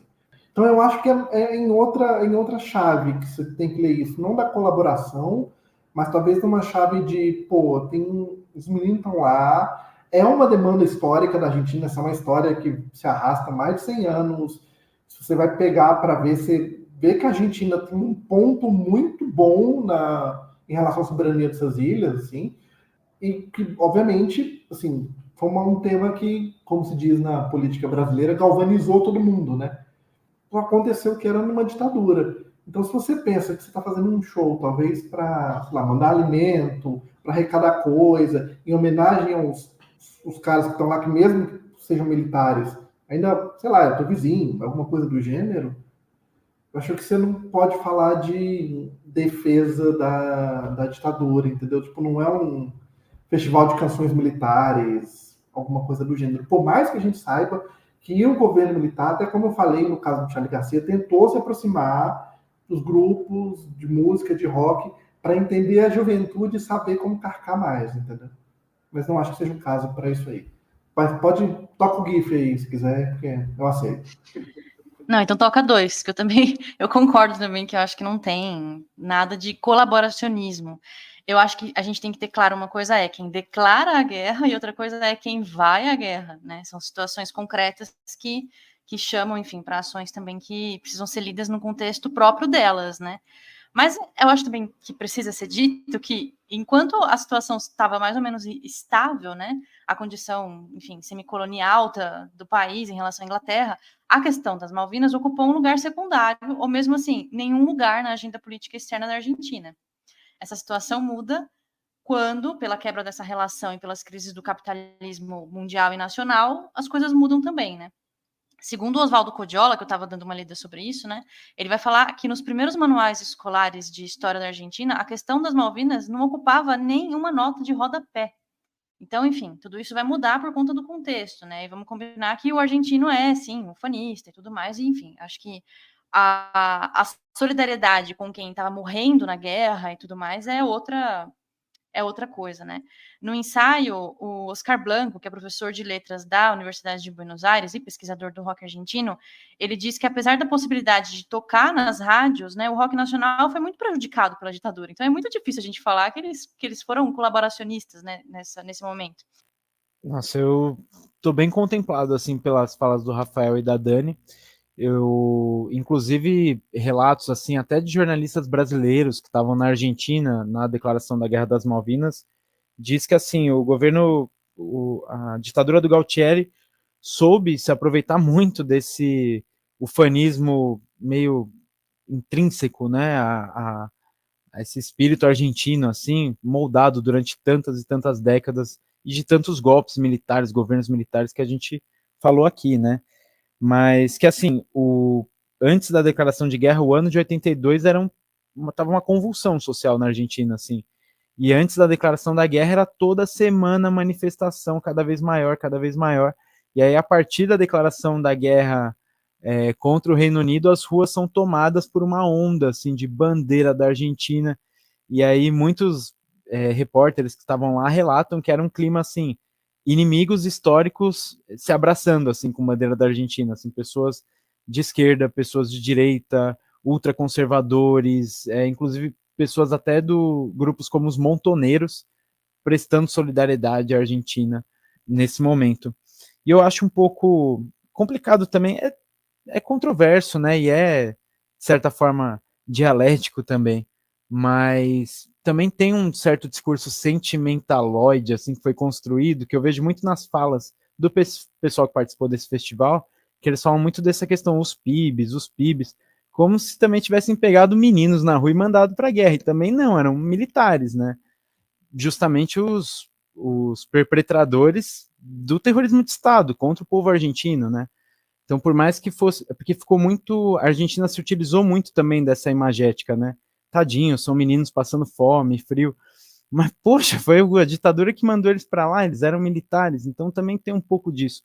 É porque eu acho que o drama chamou muito a atenção porque foi muito desproporcional, né, a resposta bélica. E aí sempre que a gente vê mesmo dentro de uma guerra, né, a gente vê essa desproporcionalidade, chama atenção, né, a gente acaba tendendo mais para um lado, mas eram, enfim, militares que foram mandados pelos militares também, né? E acho que se construiu também um certo discurso e foi muito utilizado assim de forma oportunista, né? Até pelos militares e até depois da redemocratização. Vou discordar de você num ponto, porque a maior parte das pessoas militares, né, que eram reservistas. era uma proporção de, tipo, 2/3, assim. 11, 12 mil eram só reservistas. Então, era efetivamente o teu vizinho, que estava com 18, 19 anos, 20 anos, e que estava na reserva. Obviamente, foi militar mesmo, de carreira, de patente, etc. Mas era em outro registro, sabe? Porque os caras ficaram, tipo, vamos, assim, meu Deus, vamos pra guerra, vamos pra guerra, vamos ter que chamar todo mundo que tem aqui, vamos chamar todo mundo. Entendeu? Por isso que eu acho que tem esse sentimento dos pibes das Malvinas, sabe? Eu entendo nesse sentido, assim. E acho que faz sentido por conta disso, porque tem muito reservista.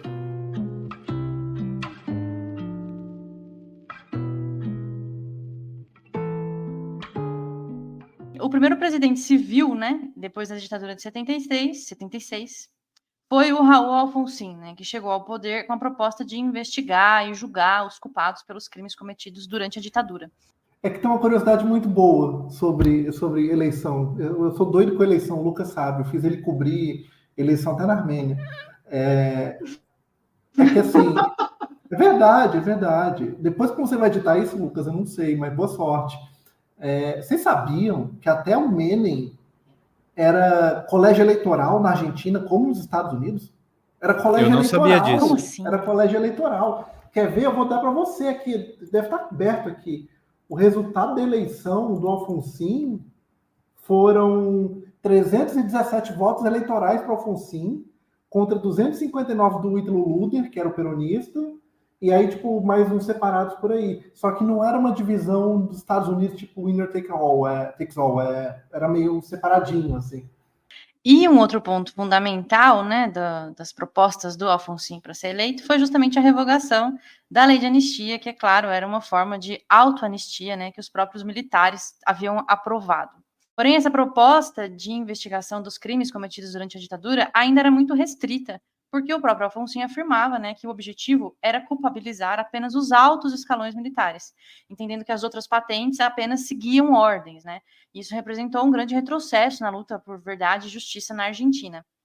No campo cultural, o fato do Alfonsín ter acabado com as listas de censura representou, assim, uma espécie de respiro artístico, né, para a Argentina. Diversos shows de artistas até então censurados passaram a ser promovidos pelos órgãos públicos de cultura e rolou uma maior conscientização da população de modo geral sobre o tema dos direitos humanos, principalmente pelo trabalho de instituições como as Madres da Praça de Maio, né? Mesmo com esses avanços sociais, ainda que limitados, o governo Alfonsín enfrentava uma situação cada vez mais difícil com a queda nos salários e a inflação descontrolada, né? Agora, Rafa, você levantou essa bola lá atrás, o clima político nesse período estava tenso demais, né? Porque ao mesmo tempo que rolava o julgamento dos militares, você tinha os terroristas ali dos caras pintadas colocando o governo contra a parede a todo instante, né? Com atentados, a bomba, ameaçando jogar no lixo a democracia que estava tentando respirar por aparelhos ali no Alfonsín, né? Pois é, se aqui no Brasil a gente conhece cara pintada como o pessoal que foi tentar derrubar o Collor, né? Aí tem várias notas de rodapé no que eu falei agora, mas é só para efeitos de geolocalização. Na Argentina, você está falando de militar tentando, não necessariamente derrubar o governo, mas um tentando garantir uma impunidade e, no final das contas, meio que se sublevando, né? Assim, o governo Alfonsín, ele se por um lado, ele tem um mérito que, sei lá, foi fazer essa transição para a democracia. Por outro, a maneira como foi feita e o que aconteceu no governo, né, torna meio tipo o legado do Alfonsín, assim, uma coisa meio complicada, porque, por exemplo, ele enfrentou 3 sublevações, né, tipo de militares. O Menem chegou a enfrentar uma em 90, mas o Alfonsín pegou 3. As 2 primeiras foram com a mesma pessoa, com o Aldo Rico, e no final o que você consegue é as demandas deles, né? A lei de obediência devida e a lei do ponto final, né? A lei de obediência devida era que todo mundo que fosse abaixo de coronel estava só cumprindo ordem, então não precisava ser julgado. E depois, na verdade, um pouco antes, a lei do ponto final, que é um pouco depois do julgamento, aquele que tem filme, né, de 85, que a partir daquele momento, 60 dias antes, quem não foi denunciado, quem não começou a ser julgado, também não ia mais. Isso tudo caiu depois, caiu um pedaço no Menem, e depois com o Néstor Kirchner, tudo caiu de vez, e daí, enfim, todo mundo meio que voltou para a cadeia. Mas teve esse movimento aí de que, se por um lado você tem um país saindo da repressão, por outro, você começa a falar veja bem, vamos conversar, assim, vamos negociar. O Alfonsin disse depois que ele fez essas coisas, ele assinou, enfim, essas leis, pensando em, bom, se eu não fizer alguma coisa assim, os caras vão se sublevar de novo, vão ter um outro golpe, a gente tá ferrado. Então, deixa eu tentar repactuar as coisas aqui. Tanto que depois ele foi a favor, né, da derrogação das 2 leis. Mas, mais do que isso, né, acho que além dessas questões de transição democrática, dessas 2 leis, e eu desandei a falar, desculpa, eu sou assim, eu começo a falar e não paro mais. Acho que talvez uma coisa que marcou o governo Alfonsin foi a hiperinflação, né, porque a economia completamente desandou, dívida acumulada desde muito tempo, que piorou com os militares, os caras simplesmente entregaram essa bandeja aqui, falaram, toma, que o filho é teu, te vira. E, obviamente, teve muito erro ali na condição econômica do Alfonsin. A Argentina chegou a trocar de moeda, chegou a ter uma moeda chamada Austral, e que, no final, deu tudo errado. Eles tiveram que fazer uma máxima desvalorização. E era um negócio, assim, que hoje a gente vê, acho que está acontecendo na Argentina um absurdo, e eu acho que a gente vai até falar um pouco mais disso depois, mas o que aconteceu em 89, 90, era algo fora da curva, assim. Você ter inflação. Olha isso, eu peguei o dado aqui porque eu acho fascinante como que chegou nisso. Em 89, em janeiro de 89, a inflação em 12 meses, né, que é interanual, estava em 387%. Hoje, em novembro de 2023, está 140%, né, que já é alta, né, de uma maneira desesperadora, mas estava em 387% em janeiro. Em abril de 89, bateu 460% interanual, 12 meses. Em maio, foi para 764% de inflação no ano. A Argentina terminou 1989 com 3.079 de inflação. 3.079. Acumulado. Isso é índice venezuelano. Isso eu acho que assim, a da Argentina não chegou a ser pior da América Latina. O Peru teve um caso pior, acho que a Nicarágua teve um caso pior. O Brasil chegou perto, mas não chegou a nisso. Né? Temos a Venezuela aí também, que não deixa a gente mentir. Mas a crise econômica foi algo que marcou tanto o governo Alfonsin que ele antecipou a eleição e antecipou a posse. Ele entregou o cargo 6 meses antes. Então, quando vocês param para pensar na loucura que foi, você tem o primeiro governo que foi democraticamente eleito, mesmo que num colégio eleitoral, né, que era o sistema da época, um governo que foi democraticamente eleito, que termina 6 meses antes e que antecipa a eleição, porque o Alfonsin falou, eu não vou ter legitimidade para fazer mais nada aqui, não estou conseguindo o das costeletas, vem aí, vai que é tua, entendeu? Pro Menem. Então, se por um lado você tem alguém que ajuda a fazer essa transição, e hoje ele é reconhecido por isso, tanto que o Milei chegou a falar mal do Alfonsin e teve uma reação, assim, forte. Por outro, eu não vou dizer que é o começo da desgraça econômica da Argentina, porque o começo da desgraça é muito anterior, assim, é coisa de antes da Segunda Guerra, mas que a desgraça começou a apontar ali, com certeza foi. Depois das coisas que acontecem, como a economia muda, etc., dá uma aliviada, mas a desgraça está bem concentrada ali. Não, e é louco, né, que você citou a comparação dos caras pintadas no Brasil, que não tinha nada a ver com a Argentina, mas a situação, por exemplo, a crise da dívida dos 80 foi muito parecida, né? Esse plano austral do Alfonsin lembra muito o plano cruzado do Sarney. E eles não tiveram o plano real deles. A crise foi estourar lá em 2001, quando a gente já estava bem, graças a Deus. Antes da gente ir pro Menem Loiso, nosso El Turco, eu queria talvez propor um debate que eu acho que pode ser legal, que eu acho que está aqui no ar, ou como diz o Lucas, está quicando aqui a bola no meio de campo, Porque, enfim, com a revogação, né, das primeiras políticas de memória, os militares tentaram direcionar, né, essas interpretações públicas sobre o passado ditatorial da Argentina até o início dos anos 2000, mas aí o que rola? O governo Néstor Kirchner que passa a acatar demandas por memória, verdade e justiça da sociedade. Essa ideia de que o esquecimento e a impunidade dos militares afetam as bases democráticas e favorecem a repetição, né, de novas estratégias autoritárias é verdade, mas claro, assim, até a página 2, porque a política da memória da Argentina não impediu Milei de ser presidente, não impede um discurso neonazista que ganha força, né, na sociedade argentina, etc. Então, política de memória é fundamental? É, não tenho dúvida nenhuma de que é. Agora, eu tenho me perguntado, ela é garantidora de que a história não se repita, né, por assim dizer? Não, eu acho que tá aí o Milei, tá aí a vice do Milei, que promete revisar a atual política de memória e direitos humanos do país, né? Então, enfim, como diz o Mano Brown, a oposição tá de sentinela, então eu não acho que somente com políticas de memória a gente vai conseguir assegurar que a gente não caia novamente em buracos futuros. Eu penso que tem uma mistificação muito grande, assim, sempre que é feita uma generalização sobre um povo, sobre o espírito de um povo, isso sempre é falso, né? As coisas são heterogêneas, as coisas são mais complexas, né?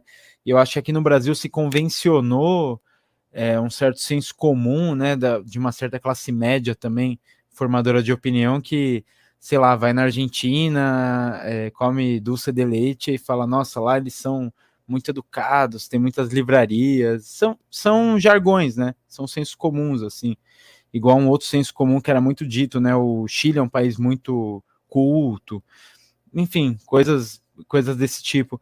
Acho que são mitos, né? São sensos comuns, assim, que são construídas por uma certa, entre aspas, elite pensante brasileira, que vão criando esses mitos, assim, e que, na verdade, eles devem ser olhados criticamente, né? As sociedades são complexas, têm fluxos, contrafluxos. Eu realmente acho que o trabalho de memória e justiça que foi feito na Argentina, ele é infinitamente melhor que o do Brasil, onde praticamente não houve, né? Ou melhor, houve tentativas, mas não chegaram a ser judicializadas ali até as últimas consequências, né?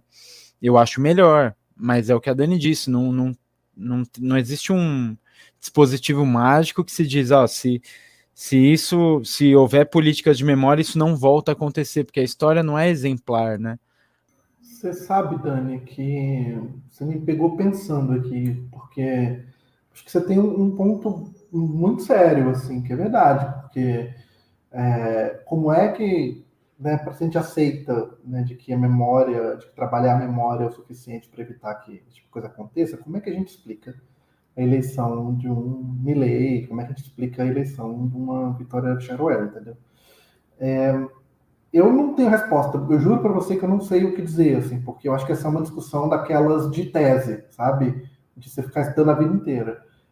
Mas o que eu acho que eu diria, assim, de bate pronto, é que não sei se a gente nesse tempo inteiro imaginava que a memória, que essa elaboração de memória resolveria o problema, e esqueceu que as gerações mudam, que outras pessoas vão nascendo, que não viveram aquilo, e que só ouvem falar, mas uma coisa é você ter experiência, outra coisa é você ouvir falar, né? Porque aí fica parecendo que não era tão ruim, uma coisa é se sentir na pele, outra é você ouvir. E talvez no caso da Argentina, eu não estou justificando nada, de maneira alguma, talvez no caso da Argentina, pelo histórico, principalmente econômico, de como que as coisas estão se desenvolvendo, você estava com um espaço muito aberto para o primeiro aventureiro filho da puta que aparecesse, entendeu? É um aventureiro filho da puta que quer dolarizar um país que não é indolarizável. Assim como a gente teve, obviamente que são coisas diferentes, tá? Mas só para manter assim na mesma direção, como a gente teve um aventureiro como o Bolsonaro, que captou uma mudança, um aventureiro como o Collor, que captou um outro sentimento de mudança. Eu acho que tem a ver com isso. Eu li não lembro quem foi que falou isso, que foi um sujeito que eu gosto muito, chamado Theo Moldavsky, que ele estava citando uma jornalista argentina, chamada Maria O'Donnell, que tem, aliás, aqui é um podcast, vou recomendar um outro podcast, tá? Concorrência. Um podcast sobre o Milei, me fugiu o nome agora, eu vou pegar, que ela narra, que é do tipo sobre o Milei, conta como é que ele é e etc. E analisa um pouco como é que ele chegou onde ele chegou. E ele fala, enfim, né, falando dela, que ele não acredita que... Sim, é o da revista Anfíbia, exatamente, a revista Anfíbia. Que ele não acredita, nem ela, no caso, que os jovens, de repente, viraram de extrema-direita. Que não é isso. Mas que, novamente, eu não estou passando pano, mas que essa juventude, que a maioria dos eleitores do Milei são jovens, né? É galera aí, 25, 26 anos, 30 no máximo. Essa galera, ela não conhece nenhum período de estabilidade econômica. Vocês param para pensar, a convertibilidade cai em 2001. Tem 22 anos. Se a pessoa nasceu em 98, 97, ela não tinha como lembrar de como é que era, né? Que é um período que você tem aí uma estabilidade econômica, muito entre aspas. Então, eu acho que aí começa a jogar outras coisas, sabe? Mas isso tudo para dizer que eu não sei qual é a resposta. Eu acho que tem que analisar caso a caso. Aquela coisa, né? Você analisa uma obra de arte a partir do teu contexto de produção. Esse contexto agora, entendeu? Talvez seja isso, mas talvez a gente também esteja muito perto para conseguir decifrar, assim, precisa de um tempo. Não sei. Mas faz sentido o que o Rafa citou, porque eu vi que nessa campanha, assim, entre o Milei e o Sérgio Massa, quando entrevistavam pessoas que estavam fazendo campanha para o Massa na rua, você via pessoas muito mais velhas, assim. E, inclusive, em manifestações de rua, tinham pessoas idosas, literalmente, assim. Exato.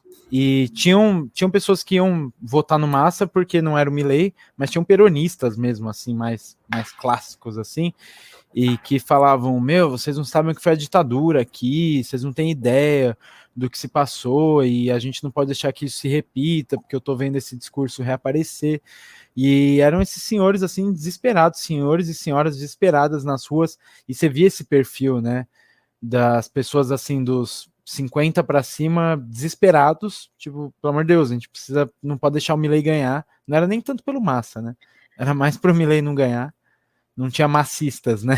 Tinham antimileístas, né? Eu acho que essas situações, assim, de crise econômica de cauda longa, assim como vive a Argentina, acabam, enfim, abrindo brechas para figuras como o Milei, né?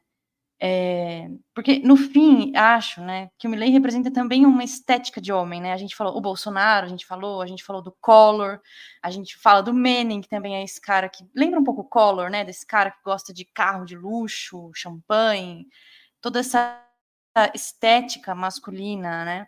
E esse eleitor do jovem do Milei, né? E, enfim, acho que é interessante, né? Ele representa esse homem instável, né? Mas esse homem instável que é um fruto da sociedade ao mesmo tempo, que fala o que pensa, que é excêntrico. Às vezes eu acho que as pessoas votam nele tentando exercer uma existência que elas não podem exercer e acabam exercendo através dessas figuras que vão surgindo, né? Não sei, pensei nisso agora, achei o que o Rafa falou muito interessante, o Dorin também. É uma esfinge atual. E a gente, enfim, é difícil responder a esfinges atuais. Então, e você falou isso, tem mais uma coisa que me ocorreu aqui, que o Milei, essas pessoas representam esse arquétipo, né, por assim dizer, de um homem que não tem papas na língua, que é ante tudo isso que tá aí, blá, blá, blá, blá, blá, blá. Mas para as pessoas conseguirem enxergar numa pessoa dessa uma alternativa, é porque passa por dentro delas algo muito complicado. Tem um professor da FRJ, o Michel German, que ele tenta explicar um pouco a dinâmica das pessoas no meio do bolsonarismo, né? E ele tem uma ideia de que eu concordo, pode ter uma crítica ou outra ali, mas concordo. Acho que o foco ali é interessante, que é quase uma política de ressentimento, de pessoas que realmente ficaram para trás. Vocês param para pensar, a gente está saindo de um esquema de globalização que muita gente se ferrou, a gente está no meio de um lugar que ninguém sabe para onde vai mais, com gente empobrecendo, sabe? Não conseguindo manter o mesmo nível de vida que os pais tinham, né? Sei lá, a gente aqui é tudo mais ou menos da mesma idade, para a gente é muito mais difícil comprar uma casa do que para os nossos pais. né? E isso vai gerando ressentimento, né? É uma coisa de política de afeto mesmo. E a partir do momento em que você tem esse sentimento, você acha alguém que fala, olha, eu te entendo, eu sou bocudo, eu falo mal disso que está acontecendo.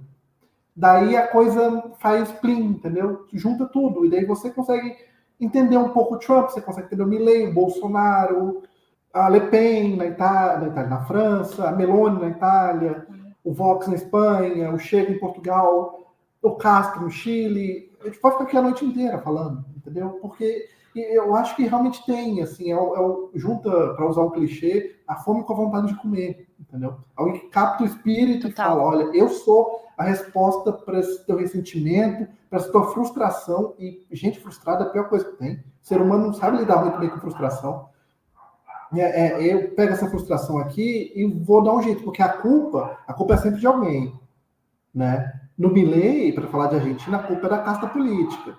Ele mesmo, a pessoa se abraçando com o Macri, chamando o Macri de me preze, sabe?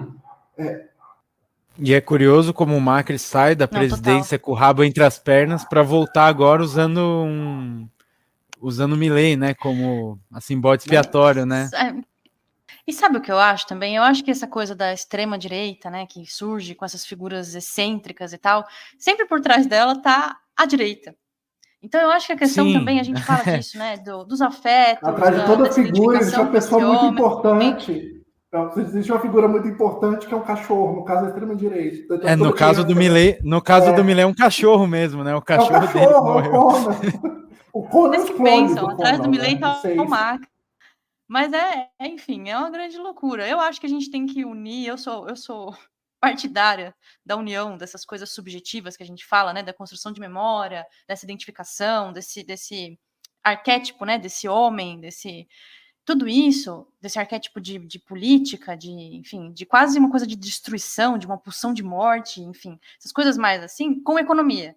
Porque é óbvio, se a situação econômica estivesse boa, essas coisas não acontecem. É muito difícil isso acontecer em momentos que não tenham crises, porque essas saídas malucas para a crise só acontecem quando a crise está comendo solta, entendeu? Então a gente tem que unir aí macro, micro, subjetividades e materialidades para tentar construir alguma narrativa de entendimento desse processo todo, mas enfim. Condenando al teniente general Jorge Rafael Videla, identificado bajo prontuario CI 2.456.573, de las demás condiciones personales sobrantes en el exordio, como autor responsable de los delitos de homicidio agravado por alevosía, reiterado en 16 oportunidades, artículos 55, 80, inciso segundo... Eu acho que a gente queimou a largada e fez a discussão final do programa agora. Sim, não, mas eu achei já que tinha ido direto para ela, eu nem pensei em voltar. E eu não sei se vocês querem falar do Menem, a gente não falou do Menem, a gente não falou... eu quero, desculpa, mas eu quero. Eu tenho uma fascinação para aquela figura. Né? Ele pode não haber hecho todo, pero que hizo mucho, nadie puede negarlo. E ninguém pode negar. Sim, Menem, a pessoa que sabia viver. Pessoa que tinha o condão da vida, assim, né?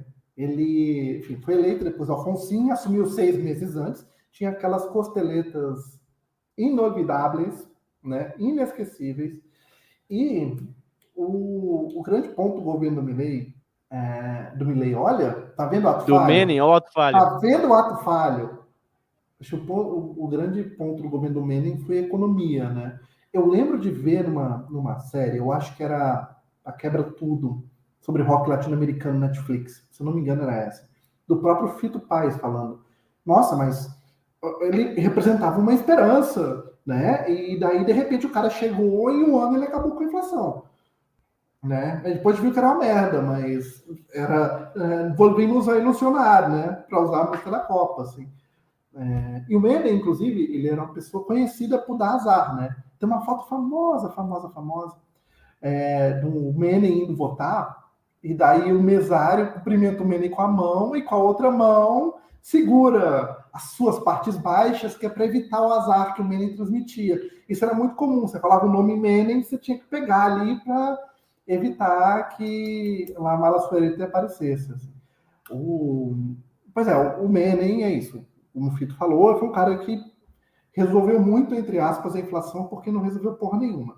Ele basicamente chamou um cara chamado Domingos Camacho, que virou ministro da Economia, e o cara falou o seguinte: vamos resolver isso aqui? Nosso problema é que é o câmbio, né? Porque o dólar fica aqui subindo muito, e daí a gente não consegue, não tem reserva, então vamos resolver isso da maneira mais simples. Ele já baixou um decreto dizendo que um peso vale um dólar. Troca a moeda de austral por peso, né? Um peso vale um dólar, e é isso aí, minha gente. É isso aí. Então você pode economizar. E aí de você que disser o contrário.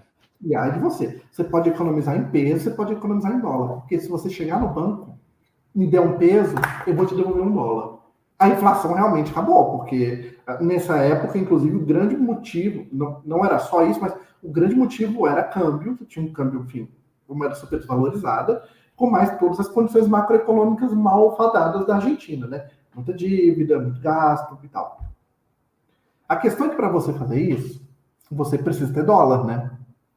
Veja que eu não estou falando do Milei, eu não estou cometendo esse chato falho. Estou falando do Menem. Estou falando disso em 89, 90, na verdade, começou.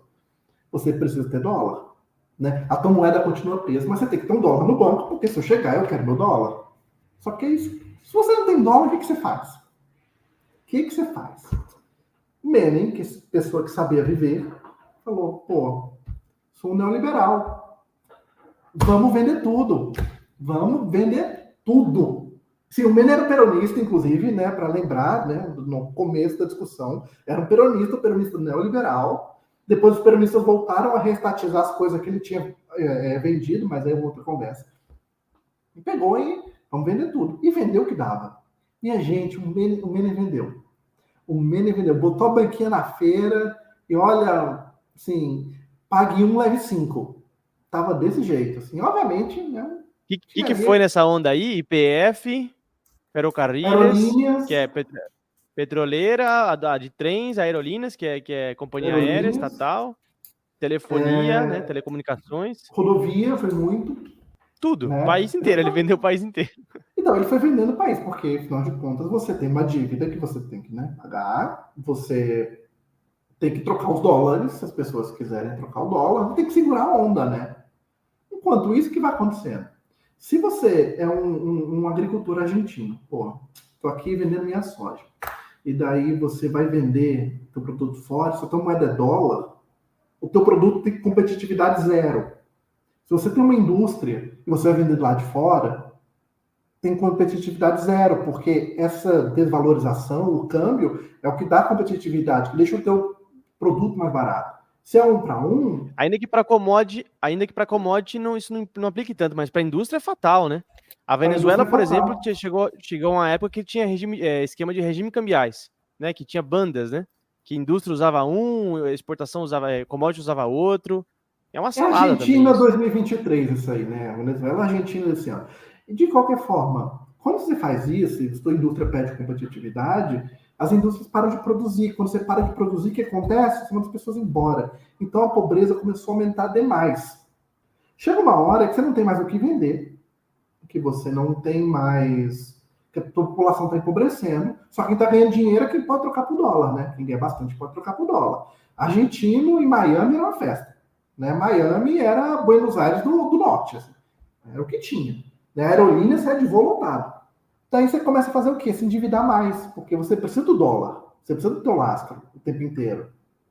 Chega uma hora que você não consegue mais se endividar, porque você não consegue mais pagar. Chega uma hora que as pessoas estão muito empobrecidas. O que você faz? Você para com a convertibilidade? Não, jamais. Tem uma eleição, os candidatos falam, a convertibilidade vai continuar, porque isso é o mais importante. Porque é o que tem, é para nós aqui, foi o que resolveu. Agora, minha gente, olha, Miami é Argentina, Miami é Celeste Blanca. Bom, daí o que acontece? Tem eleição em 99, De La Rua ganha, né, mantendo a convertibilidade. Chega uma hora que não dá mais, né? Aí não dá mais mesmo, aí você não tem mais dinheiro, aí você não tem dólar, você precisa começar a segurar os dólares, o Fernando De La Rua pega e começa a fazer o corralito, né, que é confiscar o dinheiro. Sei que no final das contas, essa aventura do Menem termina com o Menem fora do poder, já em 2001, com a Argentina tendo 5 presidentes em uma semana, E quando o Duhalde, que era o segundo colocado da eleição em 99, assume eleito pelo governo, pelo Congresso, a primeira coisa que ele faz é acabar com a convertibilidade. De um nível que você sobe a paridade que era de 1 para 1, de 1 para 40. Então, todo mundo, de repente, perdeu 40% do dinheiro que tinha. Assim, puf. E até hoje a gente não está nessa. Até isso é um problema você não ter dólar, porque a pessoa perde confiança na moeda. Né? Pô, deixa ela era a mesma coisa e agora não é mais? Que isso? E ali em 2000 literalmente faltou dinheiro, né? Porque essa coisa de pagamento de cartão não estava tão popularizado ainda. Muita gente usava moeda e não tinha moeda. E aí começou a rolar um sistema de voucher, né? Nos bairros o pessoal pagava com voucher. Era bizarro isso aí. Moedas alternativas. O pessoal criava moeda alternativa, porque não tinha moeda para pagar. Corrida aos bancos, aquela época era literal. Você vê imagens da crise de 2001, uma coisa absurda, assim.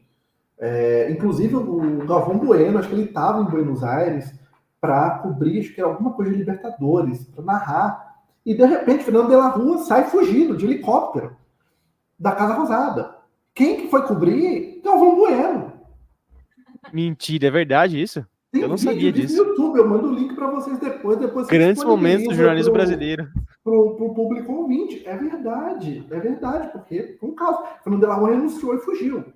E depois voltou para a Casa Rosada porque o Congresso ainda tinha que aceitar a renúncia. Então, meio que ele ainda era presidente por um tempo.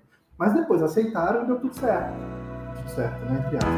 Él puede no haber hecho todo, pero que hizo mucho nadie puede negarlo. Él no hizo todo, pero que hizo mucho por nuestra Argentina nadie puede negar. El acceso al crédito, con él empezó. La paz con Chile, con él lo garantizamos. Você falar do Menem é você falar não da gestação, mas do meio do processo da crise, que a gente enfrenta até hoje. Porque aí agora para você, como você não tem dinheiro, você não tem mais paridade nem nada, mas hoje para você financiar os gastos sociais, que são muito necessários, porque a gente não é um país pobre, né? Para além dessa coisa, como o Dorin falou, dessa imagem classe média brasileira, de que são todos brancos e ricos, e livrarias e cafés e medialunas, a gente não é um país muito pobre e precisa de subsídio. As pessoas precisam de ajuda do governo. E o governo tem financiado isso hoje com emissão monetária e na receita para a inflação. Tem vários outros problemas. A inflação da Argentina não é só emissão monetária. Se alguém falar isso para vocês, sai correndo, porque não é só imprimir dinheiro a causa da inflação da Argentina, mas é o que tem para hoje, entendeu? Agora, me pergunto, isso que o Menem fez foi uma pseudo-dolarização, né? Tem gente que diz que o Plano Real também foi uma espécie de dolarização, meio diferente, com bandas, etc., mas, enfim, é um caso a se discutir. Vocês acham mesmo que tem chance de dar certo uma dolarização do jeito que está, com a Argentina sem dinheiro, você trocando moeda? Se você não desvalorizar brutalmente, assim, brutalmente uma coisa, 100 vezes, você não consegue. E quando você desvaloriza, você tem hiperinflação, você tem pobreza, tem tudo. E o que eu mais gostei de aprender quando a gente fez esse roteiro foi descobrir que Charly Garcia inventou o melhor nome para o Menem, que é o Nemen. Eu não sabia dessa história. Sensacional. E ele foi um dos únicos que não entrou na onda, né? Porque parece que em 89, quando lançou a campanha do Menem, igual o Rafa falou, foi essa loucura, assim, todo mundo, puta, esperança e tal. Grande parte dos artistas, né, pessoas influentes lá da Argentina apoiaram o Menem, não sei o quê. Tanto que se vocês pegarem o jingle dele de 89, é um rock. E teve concerto de campanha para ele, o último dia da campanha foi show de rock, tudo era rock, porque o rock estava em alta na Argentina, então tudo do Menem era rock. E o Menem com aquelas incríveis se o Charly Garcia tem o bigode bicolor por causa da vitiligo, o Menem tinha costeleta bicolor, uma coisa que eu nunca vi na minha vida, uma coisa incrível. Um cara parece saído de um, sei lá, filme de máfia dos anos 50, de baixo orçamento, assim. E eu queria, Lucas, que você mencionasse aquele outro candidato que fez aquele contraponto, né? Se o Menem era o cara que sabia viver, ele falou, não, eu sou sério. Você acha graça na pobreza? Você acha graça nesse tipo de coisa? Conta aí. É o De La Rua, né? O pessoal falava, o De La Rua, o pessoal falava que ele era aburrido, ele era muito chato, picolé de chuchu. E aí ele lançou um spot de campanha, era dizem que sou aburrido. Eu vou pôr aqui para o ouvinte escutar. Isso é maravilhoso. Esse spot de campanha é maravilhoso. Dicen que soy aburrido. Aburrido. ¿Será que no manejo Ferrari? ¿Será para quienes se divierten mientras hay pobreza? ¿Será para quienes se divierten mientras hay desocupación? ¿Para quienes se divierten con la impunidad? Aburrido. ¿Es divertida la desigualdad de la justicia? Cara, eu achei uma das maiores peças de marketing político da história, cara. E ele falava assim, será que eu sou chato porque eu não dirijo carros velozes? Porque será que eu sou chato da miséria do povo? Eu não acho graça na situação do povo, tá na pobreza? Porque eu não fico sorrindo? Cara, genial isso. Ele transforma, tipo, um aspecto negativo dele numa coisa positiva. Assim, incrível, né? Peça genial. A Argentina é um país legal demais. É muito legal. A história é muito legal, a música é muito legal. E os políticos são completamente malucos. Eu quero só dar mais uma informação importante, não sei, sei lá, se alguém futuramente vai ouvir isso aqui e falar, pô, quero ir para Buenos Aires. Se vocês quiserem agradecer o Charly Garcia pessoalmente por não ter se encalacrado com o Menem, ele mora na esquina da Avenida Santa Fé com a Coronel Dias, tá? Tem um restaurante interessante do outro lado da esquina. É verdade. Acho que tem uma sorveteria embaixo da casa dele. Todo mundo sabe que é lá. Você chega, tá super escrito lá, assim, no portão. Charly, eu te amo. Muitas graças por tudo. Dá pra fazer uma serenata pro Charly. Inauguraram agora a esquina Charly Garcia, em Nova York, né? Que é onde ele tirou a foto da capa do Cliques Modernos, né?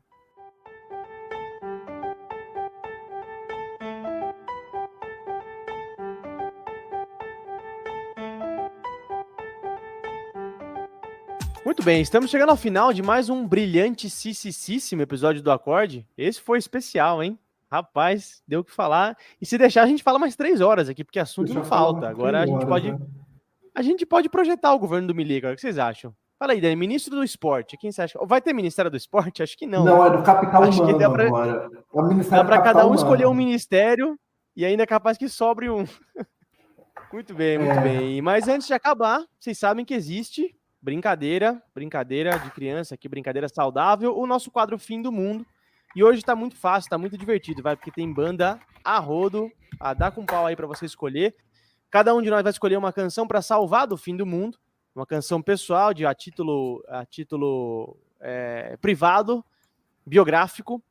E depois o nosso desafio vai ser escolher a canção do rock argentino que merece ser salva do fim do mundo para a humanidade. Então, eu, Dorim, Dani e Rafael escolheremos uma canção cada um e depois nosso desafio é escolher uma. Quem quer começar? Eu não vou cometer a deselegância de fazer nosso convidado começar. Então, um de nós temos que nos voluntariar, não? Eu vou, então. Eu vou salvar para meu fim do mundo privado a canção para mi muerte, do Sui Generis, que está no álbum Vida, de 1972. O Rafa já trouxe aqui uns trechos dessa música. É uma música, enfim, gente, a letra, tudo, é uma música maravilhosa, assim, você escuta e bate como poucas músicas batem na gente. A letra, enfim, é clara, né, ele tá esperando a morte, enfim, esse aceite da morte, né, essa não briga com a morte que a gente tende, às vezes, a pensar que é nessa chave que as coisas funcionam, né? Mas o contexto é o seguinte, o Charly estava cumprindo, enfim, alistamento obrigatório no exército e queria passar o fim de semana em casa. E aí ele resolveu tomar umas pastilhas, assim, tomou uns remedinhos ali para meio que passar mal e ser liberado. Só que quando ele tomou as pastilhas, ele meio que teve aquele colapso quando você toma dipirona uma grama, sabe? Você fica com o corpo assim, em suspenso na cama. Então ele falou que ele teve uma experiência meio de quase morte, acordou e escreveu essa letra. É uma letra muito bonita, a história não é tão legal, mas enfim. O Charlie é um gênio, né? Não sei se é verdade essa história dele, porque ele também é muito falastrão. Às vezes ele tem, enfim... não vou dizer que eu sou tão profundo. Foi só que eu tomei umas droguitas aí, uns remedinhos e dei um colapso aqui, mas é essa que eu salvo. Vou eu, então? Vou eu, Dorinho? Pode ir. Manda, Brad, eu vou com o Charlie Garcia, então. E eu vou com uma canção que já foi citada aqui. Acho que todo mundo já falou dela. Que é uma canção triste, é uma canção dura, pesada, mas que eu acho que tem tudo a ver com essa relação do rock com a política argentina, e principalmente nesse momento que a Argentina acaba de eleger um cara, claro, por motivos de economia que seja, mas que tem uma vice que é apologista da ditadura, não impediu que esse cara fosse eleito, né? Então, diz muito. E eu vou salvar Los Dinossauros, que está no Clicks Modernos, do Charlie Garcia, que é justamente essa canção que fala sobre os desaparecidos, o desaparecimento forçado durante a ditadura. Enfim, a gente sabe da brutalidade com que a ditadura tratou os opositores, os famosos e infames voos da morte, no qual eles atiravam as pessoas vivas de cima dos aviões, no mar, corpos que, enfim, até hoje não foram recuperados, sequestro de mulheres grávidas e desaparecimento de bebês, inclusive a brilhante organização das abuelas, das madres da Praça de Maio, que até hoje estão em busca dos filhos e dos netos desaparecidos. Mas enfim, eu vou salvar Los Dinossauros porque é uma canção pesada e eu acho que ela tem que ser. Essa canção deveria ter sido feita e ninguém melhor do que o Charlie para fazer ela e para a gente ouvir e reouvir mais uma vez durante esses próximos 4 anos que vão ser difíceis e para dizer nunca mais, quantas vezes forem preciso, né? Então eu salvo Los Dinossauros, Charlie Garcia, que além de tudo é uma baita melodia, é uma baita linha de piano ali, coisa mais linda. E para não ficar repetitivo no Charlie, mas não tem jeito. A Dani salvou a metade do bigode branca, eu salvei a metade do bigode preta. Bom, eu vou então ser a pessoa que vai mudar um pouquinho. Não vou escolher uma do Charlie, vou escolher a música do Almendra, que é A Estos Hombres Tristes, do primeiro álbum do Almendra, né, de 69, e que eu vejo ali como uma canção meio assim, gênese, símbolo assim, do rock argentino, na minha opinião. Acho que um pouco de tudo que o rock argentino se tornou sai um pouco desse primeiro álbum do Almendra. Acho uma canção belíssima, assim, maravilhosa. E eu acho que todas as gerações que vieram depois beberam direto ou indiretamente no Almendra, nessa canção. Enfim, A Estos Hombres Tristes do Almendra, recomendo a todo mundo ouvir. Bom, eu vou subverter tudo, porque né, já fiz uma zona aqui, então vou escolher 2, bem diferentes entre si. A primeira é de uma banda que eu queria muito falar, vocês prometeram que eu podia falar e vou falar, do Soda Stereo, que é minha banda de rock argentino predileta, Gustavo Cerati no céu, na terra, na minha casa, em qualquer lugar que ele quiser, que Deus o tenha. Puta letrista, de uma banda muito, muito genial, assim. E eu gosto de basicamente tudo, mas tem uma música chamada Passeando por Roma, que tem um versinho que eu acho lindo, e realmente quando eu pensei, putz, uma música que eu queria levar comigo é essa. E o verso é o seguinte, lá vem Rafael falar espanhol de novo. He cambiado, pero aún mi corazón permanece intacto, tão intacto como ayer. Mudei, mas meu coração permanece intacto, tão intacto quanto estava ontem. Eu acho isso lindo, esse verso. E a minha segunda música não é rock, mas eu acho que cabe o momento com o Milei, assim. Todo cambia, da Mercedes Sosa. Cambia el rumbo caminante, aunque esto no le cause daño, e assim como todo cambia, que yo cambie no extraño. Cambia, todo cambia, cambia, todo cambia. Mas aí agora o Rafa veio com o super trunfo das canções do mundo, do universo agora. Não tem como entrar depois dessa. Essa é coisa maravilhosa. Por isso que eu fiquei pro final, entendeu? Porque eu sabia que Mercedes ia chegar bem, assim, ia pegar bem. Maravilhoso. Então eu acho que a gente não precisa decidir, então, a Universal, hein? Todo cambia, vamos de todo cambia. Até porque Mercedes gravou com todos esses pibes aí do rock. Gravou com Charlie, gravou com Spinetta. E ela adorava. Tanto que era tão forte a relação dos artistas de forma geral com a Mercedes, que quando a Mercedes Sosa faleceu, se vocês procurarem na internet, vocês vão achar no velório dela, que foi um evento assim, né? social na Argentina.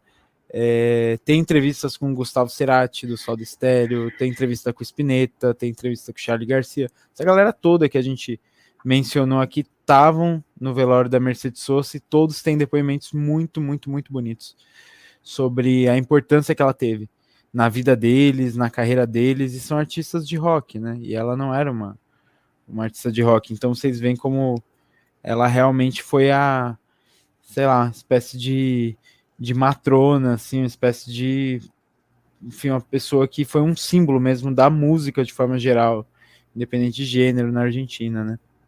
Então cola aí no seu álbum, super trunfo da canção Protesto, Todo Cambia, da Mercedes Sosa, no episódio sobre rock, mas ela é a grande matrona da canção argentina como um todo, então pouco importa.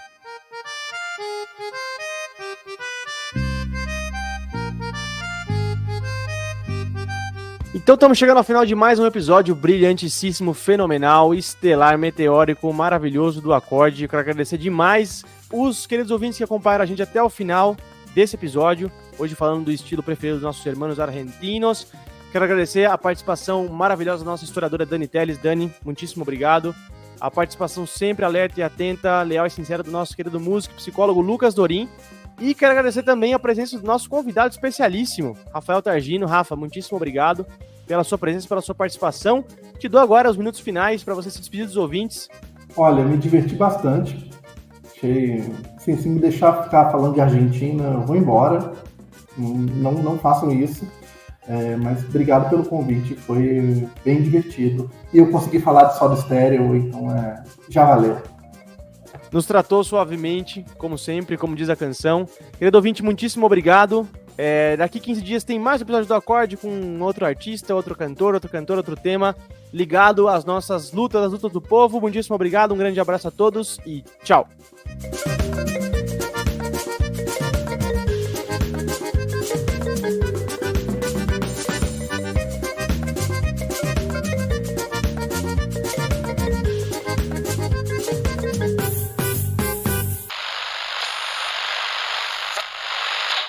Caíram. O Lucas rindo. Eu tô ouvindo o Lucas rindo pelo microfone da Dani. Eres equipo é nuestro. Fomos censurados. Censurados. Censurados. Censurados.